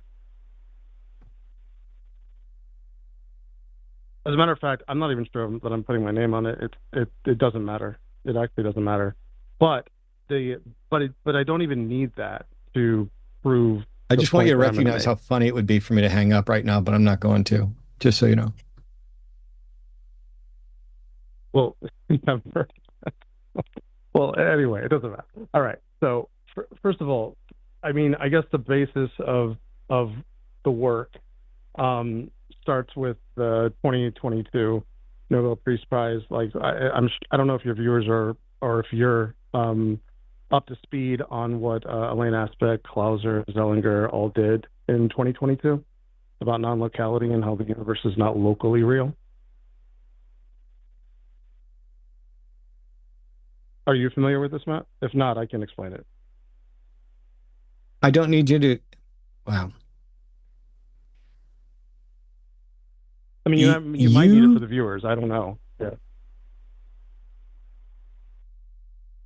This is a real thing. We're going to talk real science. And we're going to talk actual science. No, we're not. In one sentence, what is it you think this science demonstrates that John and I should care about? Okay. So the Nobel Peace Prize proves that violating Bell inequalities does prove that the universe is non-local. So the universe itself is non-local. It is not fundamentally a cause and effect real state of anything. That it's a major breakthrough. People don't understand it, even though it was years ago at this point. It's not something that is completely understood. What I did personally is I basically what did I ask invented you? Why you should care, right? And how this is that not what you asked? Yeah, I don't think you gave me anything to care about. We still have absolutely no idea what your actual claim is. Well, I know, because I have to set it up. My claim is that God. So My claim is that scientifically, we can prove, unfortunately, that there is a thinking, conscious, and worse, probably somewhat personal being that literally does micromanage from the quantum level design, which is insane because, again, this will be common knowledge. In about 4 to 5 years, there are other Call things that are me in going on. 4 This to will 5 actually end years. up I being don't common care. knowledge. Well,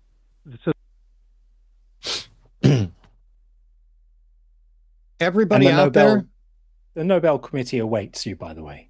yeah, everybody out there who is grateful for that, we're getting ready to read super chats, and now would be a good time to show your gratitude for me hanging up on that and telling you to call back in 4 or 5 years with a nice little super chat of $5 or more, because we have made it through all of our callers, and yeah.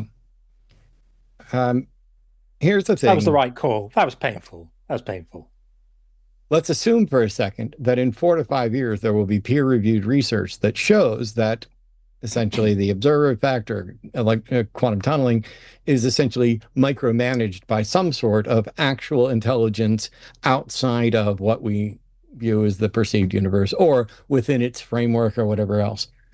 Hi, I'm Matt. I'm a skeptic and a humanist and an atheist, but the skeptic and the humanist thing are the part that matters. And for this, it's two things. The skepticism matters because the time to believe something is after it's been demonstrated. And when we're looking at something like this, where there's peer-reviewed research, the time to believe it is after there's peer-reviewed research and considerable discussion and explanation of it, not when random person calls in to tell me what's going to be peer-reviewed in 4 or 5 years, but also that it doesn't really matter and that it's his work and that he might not put his name on it.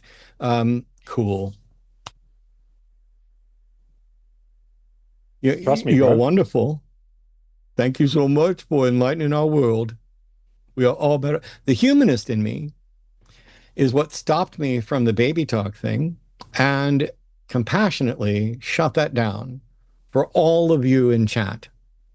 For all of you watching this show who are like, this show has already run long, please, please, non-existent God or maybe quantum God, tell me he is not going to let this guy drone on about something that may or may not be published and may or may not say what he thinks it's going to say in 4 to 5 years. Please let the skeptic and the humanist in Matt win out. Well, it did. All right, first of all, I have to say a huge thank you to John for joining us here tonight.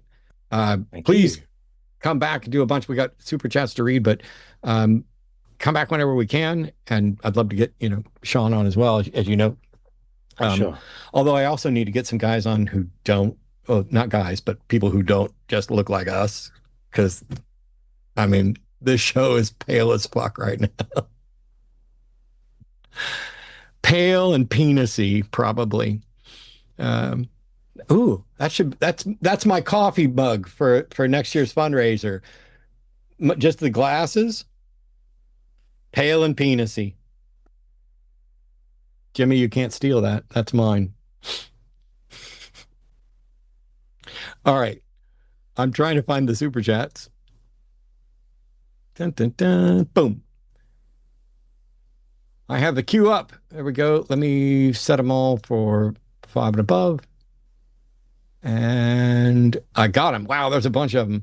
Problem is that I don't know what John can see, because normally we take turns reading this. Have you got time to stay and read these? Of course. Yeah. I'm not in a hurry. Awesome. Well, let me see what happens here when I send. Hey, there it is. You start. I can't actually see that. Oh, if you're in the Zoom call, if you pin the shared do I screen, need to pin the shared one. Yeah, that's it. Okay, and then I'll be able to, like that. Okay, got it. Okay, so Joshua Everett, thank you for the super chat. We were 1 vote away on the 14th decision from active. I can't read what that means. Civil War. Oh, civil war. Sorry, yeah. Civil war If it had gone the other way, it would have thrown almost a third of the residents of the US into nebulous citizenship status. That's horrific. Yeah. I haven't kept up with everything. Things have been crazy busy lately. If sane people ever get in power again, would you favor adding 18-year term limits to a Supreme Court? Yes. I think 18 years might be too long. I am in huge agreement with my friend Andrew Seidel that we need to unfuck the courts, which is also another great t-shirt. But yeah, term limits, whatever it is that keeps us from perpetuating the problem. I'm on the board of directors for a number of different organizations, and they tend to start for nonprofits kind of simple and small. It's the people who are there who are doing the work. You're going to be the board. The people who have the time and volunteer, the people with the passion doing it, you're going to be the board. And eventually, as the organization gets bigger and bigger, the boards change, and you'll have elections. And then eventually you probably won't have elections, at least not at-large elections. So for example, I'm on the board of directors for American Atheists. It's a national, some would say international organization, but it's American. The board of directors for American Atheists is self-selected. All the board members, when somebody leaves the board, whether they die or resign or removed, whatever, when they leave the board, we get together and we have a committee that does a search for other potential board members, and we interview them and select, and boom, you end up getting a new board member. Well, that works great as long as the members of the board are good people with their eye on the organization. And I'm happy to say that my interaction with American Atheist Board is that it is that. There are other boards I've been on that have shifted to that format, where once the board becomes corrupt, there is no way to fix it because they will only pick other people who are going to allow them with their corruption. There are boards of directors that are out there like that. Don't worry, I'm not going to name you here. But that's what's happened with the way the Congress and our Supreme Court have merged and cooperated to essentially manipulate the system. What you need after that is often revolution. You've got to find a way to unfuck the courts and unfuck your boards and all that stuff. And it's not easy. But yeah, I'm in favor of that for Supreme Court, et cetera. Thank you so much for the question. America, land of the free and home of the brave. Only free to what the Christo-fascists allow, and all the brave have been labeled as terrorists. Yeah. I'm a terrorist now. It's surprising. Happy Canada Day to my fellow Americans. One day we may be as free as our polite neighbors to the north. I love Canada, and that's why every time I joke about Canada, somebody gets mad and they're like, why do you guys say that about Canada? Oh, I shouldn't have done a voice with that, because they have a legitimate play. I'm just playing. Trust me, if it weren't for the fact that I'm still a U.S. citizen, and by the way, a veteran who's sworn to defend the Constitution, that's why I'm not leaving. I have friends who've left, and with good reason. My buddy Ian lives in Ireland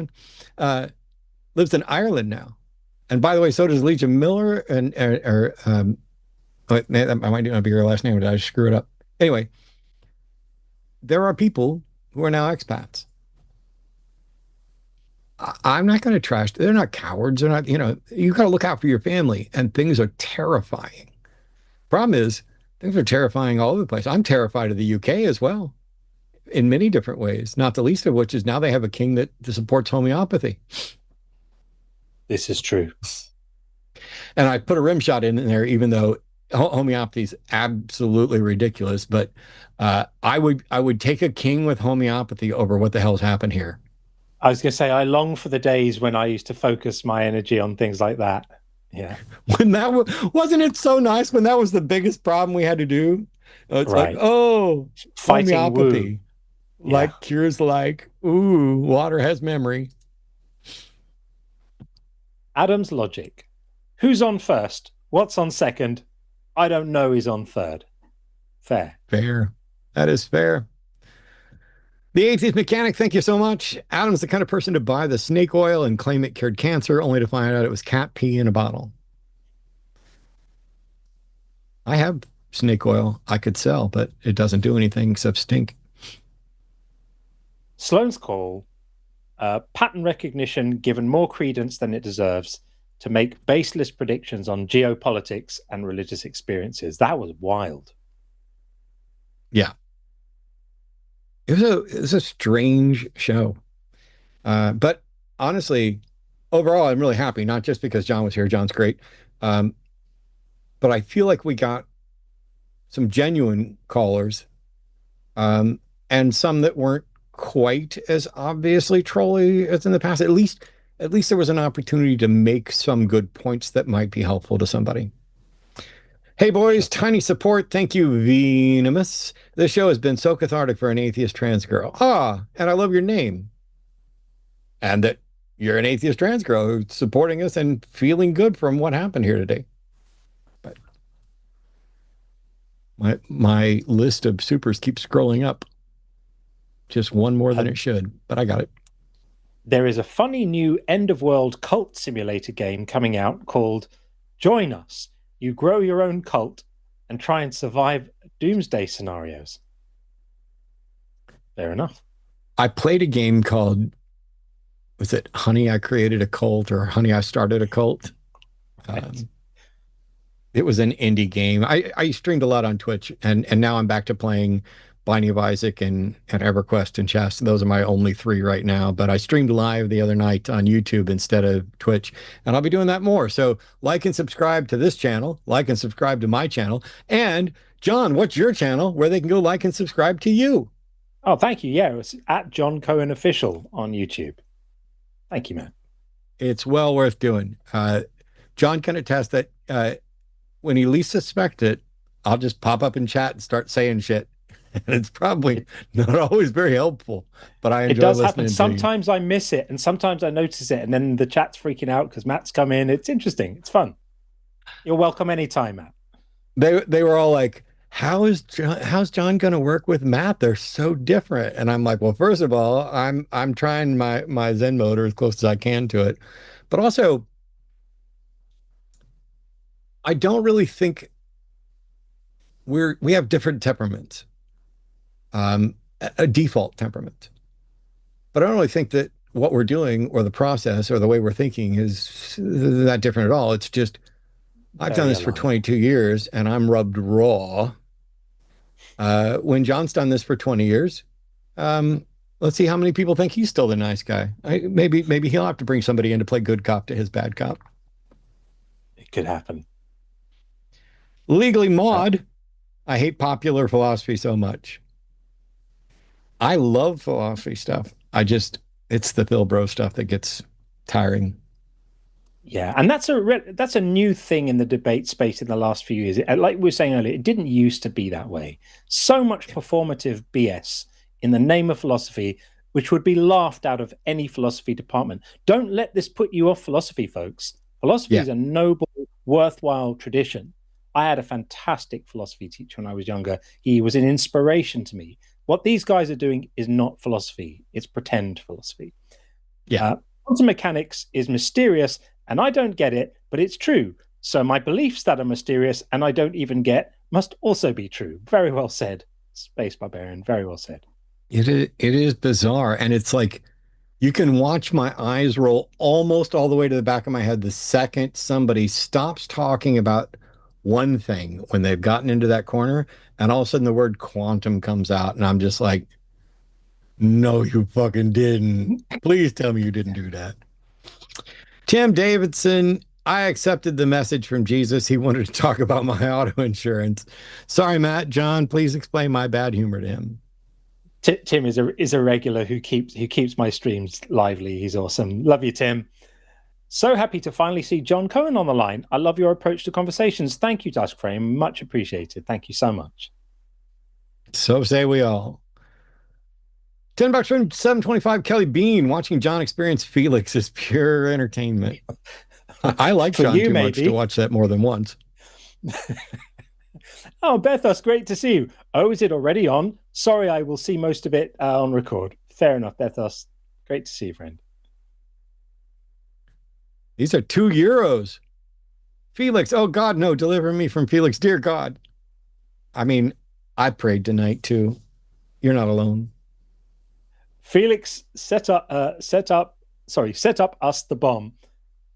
MD, Matt, all your faith are belong to us. I knew when I said it that I said Felix set us up the bomb. And when I said it, I was like, that's wrong. It's Felix set up us the bomb. For great justice. There you go. All your faith or belong to us is absolutely hilarious. Thanks, Bethos. All your base, your base. Caller should listen to Das Omen 3.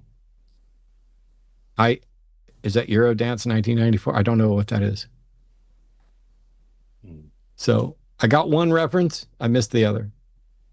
And Tim again, they did talk about the zombies rising. It's in the book of Michael in the thriller chapter. Very good. These things can get a bit earnest sometimes. It's good to have the relief. Thank you, Tim. Tim is I really want Vincent Price. Tim is awesome on my streams. Just keeps it coming when things get a little heavy and things get a little dour or a little bit too earnest. Tim is always there to lift things up and put smiles on everyone's faces. My earbuds were killing me. Now I can hear a little better and my ears are better. I really would like, so for my birthday, Kristen got me a Bible, but it's every word has been replaced with blah. But it is rhythmically the King James. So instead of in the beginning, God created the heaven and the earth, it's blah, blah, blah, blah, blah, blah, blah, blah, blah, blah, blah, blah, blah, blah, blah. And I went through and I read like the whole side by side of the first chapter of Genesis alongside it, just to make sure that they did it right, verse by verse like that. It's syllable by syllable. It's rhythmically. It's one of my prized possessions. It sits on my bookshelf. And it's one of the coolest gifts anybody got me. That is and awesome. So I would love to have Vincent Price read that as if it were a Bible. But of course, Vincent's dead. But I am East D reading about Ernst Thalmann in school, questioning where those stories came from. Enter me, inventions to describe a communist. Same with the Bible. I'm sorry, Bethel, you've lost me there. I'm a dumbass. But thank you. And again from Bethos, Luke is a great writer, but surely not Luke. I think we can agree with that. Don't know what his name was. Don't even know if he was the person they say. And neither do they. And that's the killer. That's the killer. I need alcohol drink too first, because first cause is not a creator. I didn't go down and get alcohol. I got iced tea because I was parched and getting sleepy, but thanks. The atheist mechanic, Michael, that which can be asserted without evidence can be dismissed without evidence. I think Hitchens said that. Ditch the Bible and do some real learning. It was heartbreaking to see such a complete waste of a human mind. Tragic. Yeah, there's a lot of things where, don't get me wrong, I know me and I know my reputation, and I am absolutely on occasion a prick, an asshole, pedantic, arrogant, condescending, short, dispassionate, impatient. I'm also the opposite of those things on other occasions, but it's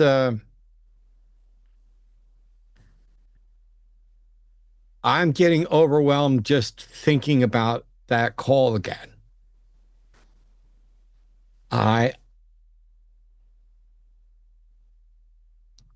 The regular viewers know what's going on. We are so cooked. €2 from Bethos. MD's the GOAT. Oh, thank you. John C is a calm force in this win-win. Yes. No, it's a. I think you've been pretty calm today, Matt. I think you've been every bit as calm as I have. Pretty close. I wouldn't say every bit, but no. I can do it and I continue doing it. But they're right though. John's welcome back anytime. John can come in here and take over whenever he wants to. But yeah, I definitely want to do more shows. Bethos again. Thanks, Bethos. We absolutely know Earth formed after the sun. I sign out now, needing to work tomorrow. Have fun. Thanks, Bethos. That's absolutely great. Thank you. That's very kind. Thank you. PhD Tony Original. $5. Mineral exploration relies on geochronology being reliable and robust beyond radiometric and rhythmites. We have amino acid decay and cosmogenic exposure. Yeah, we have all kinds of stuff that I don't know a thing about. I can only talk about what little bits and pieces I've studied. But the thing is, I know this much. My scientist friends know, I don't know, wait, that much. Michael knows that much, but thinks his knowledge is, oh, I'm not a scientist, but it thinks it dwarfs even what people learned in grade school. And that's not the way it is. It is, yeah. I pull up a Dunning-Kruger chart, I'll put a dot where he is. He's right there. And isn't it amazing how all these disparate dating methods all happen to make exactly the same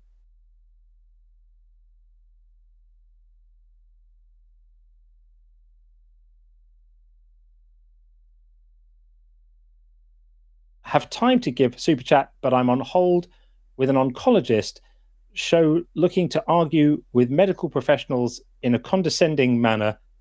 Right. I have the cure. They don't bask in me. Yeah. Right. Very good. That is exceptionally well played. Weston Campbell, I really enjoy calls like Michael's, but at some point you got to join the rest of us in Stupidville and being unable to answer questions. Yes.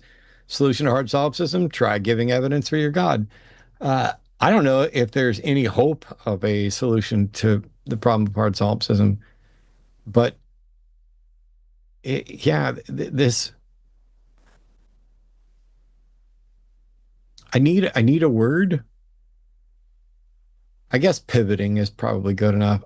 It's worse than that. It's like a Super Bowl bounce where they're throwing their claim at this wall, and just about the time you're able to actually set it, it just takes off in some other direction completely, like it hit a nodule, and now you don't. Quantum? Wait, how did quantum get in here? And that's what threw me off. Yeah.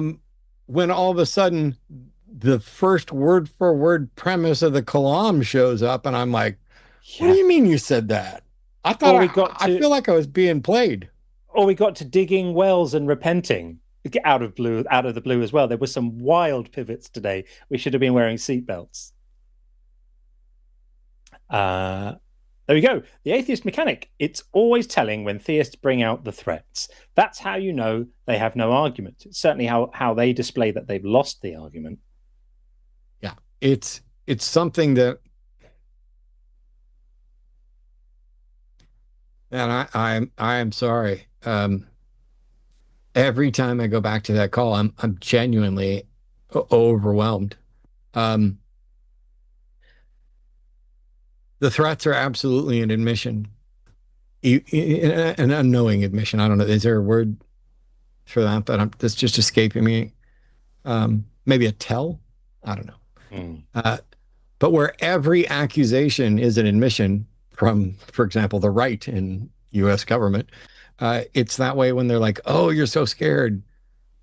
No. And the second you told me I'm scared, everything got better. Because you're having to pretend that you know my mind. Something John was talking about, we're better at reading our own mind than you're ever going to be. You have to pretend that you know my psyche and everything else. And all you're really saying is, I believe God And God knows you better than you do and better than I do. And so since I know God, I know you better than you do because I know the guy who knows you better. Ha ha ha, I win. It is holy mount. It's just wild. That's exactly what it is. It's leveraging their superhero imaginary friend to give themselves powers. That's all it is. Came in with Michael. Oh, I'm totally convinced now, lol. What's it like having a 20 charisma, Matt? I don't know. But thanks.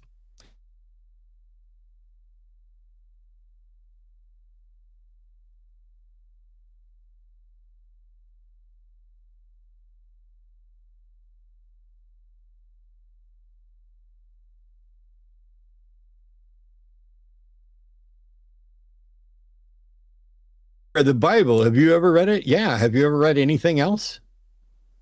Yeah. It's sorely appropriate there. Evangelicals like Michael ramble nonsense to Luddite constituents in order to get elected. We know this is true. Post Third Reich trials may come to a court near you. Weston Campbell, thank you. Yeah. We stayed away from the stuff in the world that terrifies me the most. Gods don't terrify me. Governments terrify me. Right. Yeah. $10 from Cognitive Dissonance for Matt's mockery of Michael. Thank you very much. And Space Barbarian, Voltron is superior to the Trinity. Voltron is 5 and 1. Yeah, and makes sense.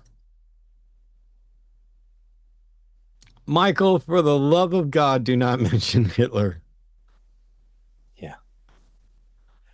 And Weston Campbell again, I will extrapolate on what one Weirdos 571 said.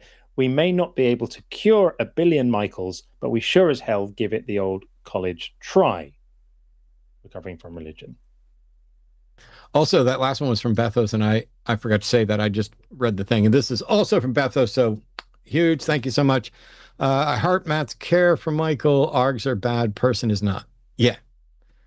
And I realize that that's not always the message that people go away. And it's go away with after watching the show. And it's because there's a lot going on. And I'm sitting here. I've got me. I've got co-host. I've got 6 or 8 lines of people. I've got chat. I've got, there's a lot to keep an eye on. And no matter how well you mean, one of those balls gets dropped somewhere. So thanks for noticing, Bethos. I appreciate that as well. Tim again, an all-powerful man in the quantum realm controlling reality. Does he worship Kang the Conqueror? Nobody worships Kang the Conqueror anymore. Marvel put the kibosh on that right away. That's why we're getting Doom. Jimmy Snow, the line will still be here in 5 years. $10. Hell yeah. Ooh. Thank you. It's because he's going to fire me tomorrow. That's why. By the way, I saw Supergirl. And I'm one of the most spoiler people out there. So I will say there were definitely things I liked about it, but it's not good. It's not on my list. William, I'm a giver prophecy. He won't prove anything. I think that could apply to a number of callers for today, but yeah, for sure. Ron, the Loather. Thank you, Matt and John. Thank you. And Weston Campbell again. Hey, Chris, I made a prank call to an apartment complex saying I used the 220 from the kitchen to power an industrial freezer to climatize myself to anthropomorphic climate change. I sounded genuine. That's a really good one. That was wild. And the thing is, Chris might have something. He might.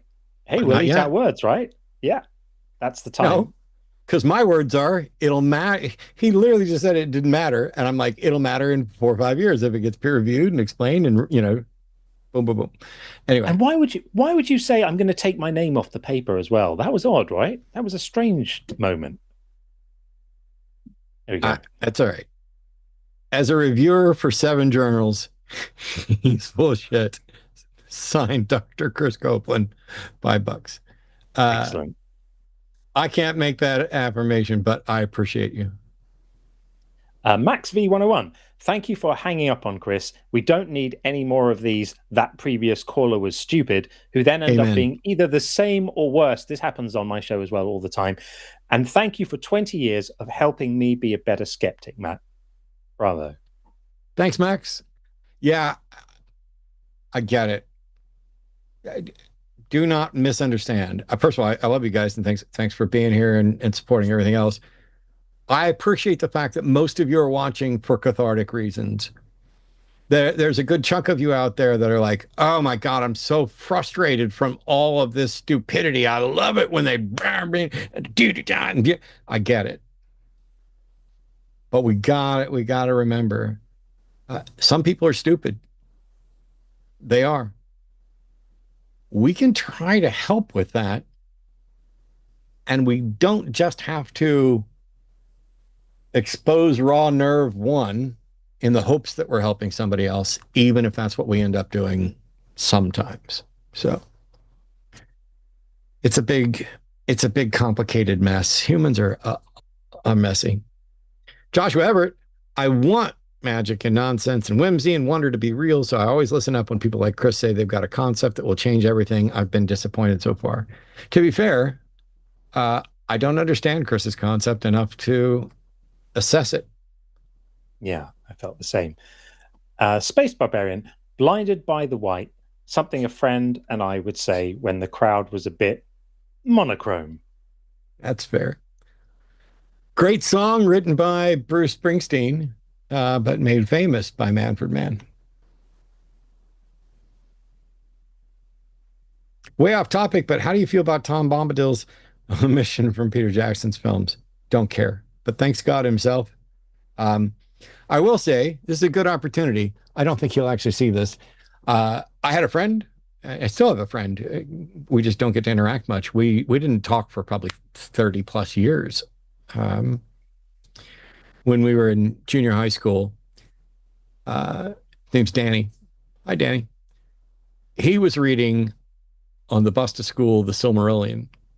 And that was my introduction to everything Tolkien, because Danny's one of the smartest people I ever met, both when we were kids and probably now. We don't, but genuinely bright motherfucker. And there were things about Danny that I definitely wanted to emulate when I was a kid. And I tried to read Tolkien, and I just found it slogging and dense. And while I enjoyed the movies, I was not at all a fan of the books. So I don't miss Tom. I wouldn't even have known if you hadn't mentioned it about a missing character.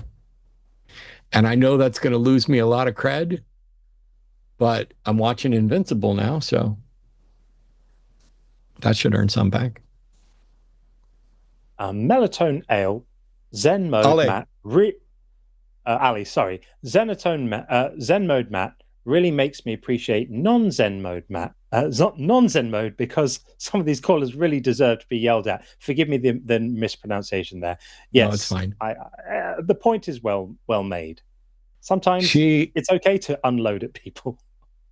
She is a friend of ours who we are of the show and the channel, who we've been fortunate enough to meet at Reptile Expos and in and around Austin. Lovely. So I always love seeing. Hope you guys are doing well. Big hugs. Billy Sipes, $50. Thanks, Billy. That's really generous. Hey, Matt, I called in a short time ago to discuss giving eulogy. Yes, I remember, from my grandmother that stayed true to my atheist nature despite her being a devout Catholic. You gave me great advice. I have since given the eulogy, and your advice helped a lot. Oh, thank you. I hate giving advice. And I always try to remember people, you get what you paid for. In this case, you gave me $50 for it, which that would have happened whether I gave you the advice or not. But I don't I'm not a big enough fan of my thoughts on things to actually give other people advice about their life most of the time. There are some simple things, but like I said, I'm a weird guy. I'm the one that wasn't bothered. I didn't feel a massive loss when I left religion. I'm not even sure how much relief I felt. It was just kind of a matter of fact. We didn't even talk about it, John, because we were so busy with calls. Um, I don't think you took a minute to talk about your history with and without religion. No, it's a fairly short conversation. So I was lucky enough to have never had religion imposed on me, but I've always been pretty obsessed by belief and as you often said, what people believe and why. And I was very active in the kind of skeptic movement in the UK when it was starting to happen, in the kind of in the early part of the noughties. And I've always been completely fascinated by religion. And the breakthrough for me really was clarify my thoughts on doxastic involuntarism and the involuntary nature of belief. And Yep. I always heard it mentioned kind of in passing in conversations and debates, but to me, it seemed to be too important to be a detail in a conversation. It needed to be the conversation. And so after the last election in the US, I was so brokenhearted about it that I needed to kind of get my head out of politics for a bit. And so I really made myself finish the book that I was writing about that. And that's what's focused all my work. So I don't come from a religious background. I come from a non-religious, secular Jewish background, but I never had religion shoved down my throat. But I've always been fascinated with it and spent too many hours debating online. And so now I get to do it for a job, which I absolutely love. Well, I love the UK. I've been very fortunate to be over there several times to visit, although it's been a while. I was supposed to be doing a debate at Cambridge right when COVID happened, and so that got canceled. And I don't know if it'll ever get rescheduled or anything else, especially since I've had fallings out with different people. Um, I did a tour over there for a little bit, but also I got to go to QED once. And it was very nice. I sat down, I did an interview with AC Grayling. Oh, wow. He's wonderful. I hope I never find out he's as awful as like Dawkins or some of the other people that I don't interact with anymore, because Grayling is just, first of all, he's such a even though it's gentleman. not his thing, I mean, he shouldn't get credit for this. He's basically got an eidetic memory, which always blows my mind. The people that have that ability. And so we sat down, we did this interview, and then he got up and walked out on stage and gave an entire 45-minute lecture that I both felt like he had memorized word for word, but also I'm pretty confident it didn't feel word for word, but it's just facts. And let me spew this out and say, boom, boom, boom, did this and this. And he's got great hair. So he has got good hair. Yeah, he has got good hair. Yeah. Anyway, thanks a ton, Billy. And I'm glad that worked for you so much. And I think there's a 4,000 something donation there. Yeah, I'm not sure what COP is, but thank you for the donation. Here it is again, from Colombia. Oh, there you go. From Cali, Colombia. Any good books you recommend? I suspect that our book list might be fairly similar. I mean, my go-to book that I would just recommend for everyone, and I've lost count of the number of times I've gifted this to people, is The Demon Haunted World, because the Carl Sagan, that was the book that really, really got me on the road to valuing thinking right and thinking well. And I realized that thinking well is something that you can actually learn to do. And that was the book that really did it for me. And I think that I was looking to see if it was right here handy. Yeah, it's not actually, because I moved some of my books around. It's on my short list of recommendations. The book that I recommend more than any is Innumeracy by John Allen Paulos. It's wonderful as well. I love it. And it's short, only small, and it's approachable. Yeah, it's great. The book I'm recommending right now, was written by my friend Promise, who was just on with John the Hey! other day. This is Gospel of Lies, Surviving and Resisting Evangelical Extremism. And look at that. It says forward by some jackass. That's what they should have put on the cover right there. I loved your forward to that book, Matt. I thought your forward to that book was beautiful. Really set it up brilliantly. It's a brilliant book, by the way. Buy it, people, if you can. It is an excellent, excellent book. It was the easiest yes I've ever given to anybody asking for anything. Yeah, very honored. I hope Promise sells 1 billion. She won't, but I hope she does. It deserves to be recognized. It's an excellent book. I think this is yours. In my honest opinion, Matt needs to incorporate more occasional trolling and fun, not to alienate one, but to preserve sanity. Think of what you guys do. Normally, I'm reluctant to, don't give me unsolicited advice. I'm actually having more fun with that sometimes. There are people who I think do it. Like, I think Ian does it too much. He's too good at it. He's just a proper sarcastic little bitch sometimes, and it's fun. But it ain't me. I'm always going to be me. But I do like to have fun. It's just that this stuff is so serious. I mean, the world is falling apart, and what religion is doing to people and what religion is doing to their rights and freedoms, and how religions are being used by people, whether they believe it or not, to control people, to make them more money, not just the televangelists, the president. The right-wing fascists, they're using religion, whether they adhere to it or not, to con you into lining I saw a statistic yesterday. We didn't talk much about politics today, but I want to reference this. If this is true, and go Google it, because I just saw it, I didn't dig in, but it came from my friend DJ, who I trust. Trump made more money, more profit in the first year of his second term in office than he did in his entire life before. I can believe that. I can completely believe that. That should be that should be illegal. It almost certainly is, but whether or not anybody says anything, who knows? And they went crazy because Jimmy Carter still had shares in the family peanut farm. Yeah, think about that. And because Obama wore a tan suit. Right. Yeah. No message, just hello. Misty! Hi, Misty.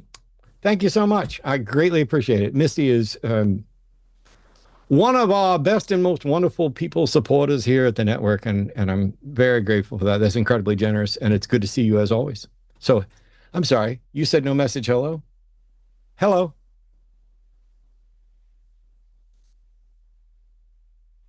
Tim Davidson. Aloha. Sorry, that's the goodbye one. I meant aloha. Damn it, I did it again. That is the joke that I would have expected from somebody who wasn't here tonight, making puns and dad jokes. Miss you. But yeah, thanks, Tim.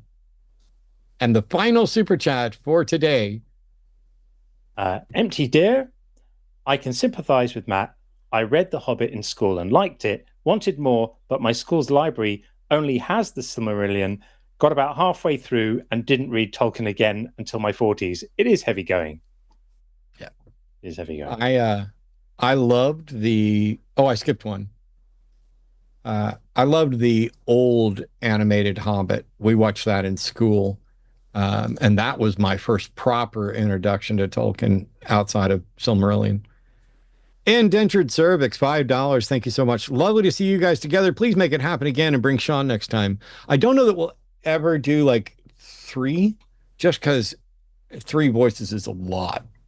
And especially when you get 3 bigger personalities, somebody ends up taking a back seat, and then the people in chat are like, why won't you let so-and-so talk more? There's nothing intentional. I'd rather tricky. I let him talk when he's on his show, and I'm just sitting here watching. I definitely get Sean in. Sean, for anyone who doesn't know, Sean is my co-host on my show. He's an absolute force of nature. He's a brilliant mind. He's a really, really honest, thoughtful, careful thinker. He's a compassionate person. I don't think I've ever met anyone with more integrity, and I'm all for you having Sean up on here with you. I think it would be brilliant. Well, you let him know, and I will let him know, or Arden will let him know once Arden's back. By the way, Arden's doing great. I'm sure she sends big hugs to everybody, and we'll be doing really good. So this was great. Thank you. Just a metric fuck ton there, John. I appreciate it. And also, thank you to our call screeners, to our moderators, and to Luthien for putting this together and being the producer. I know we got started a couple minutes late. There was a miscommunication thing. But man, I had a blast. It was a good day. And now I release you. Go.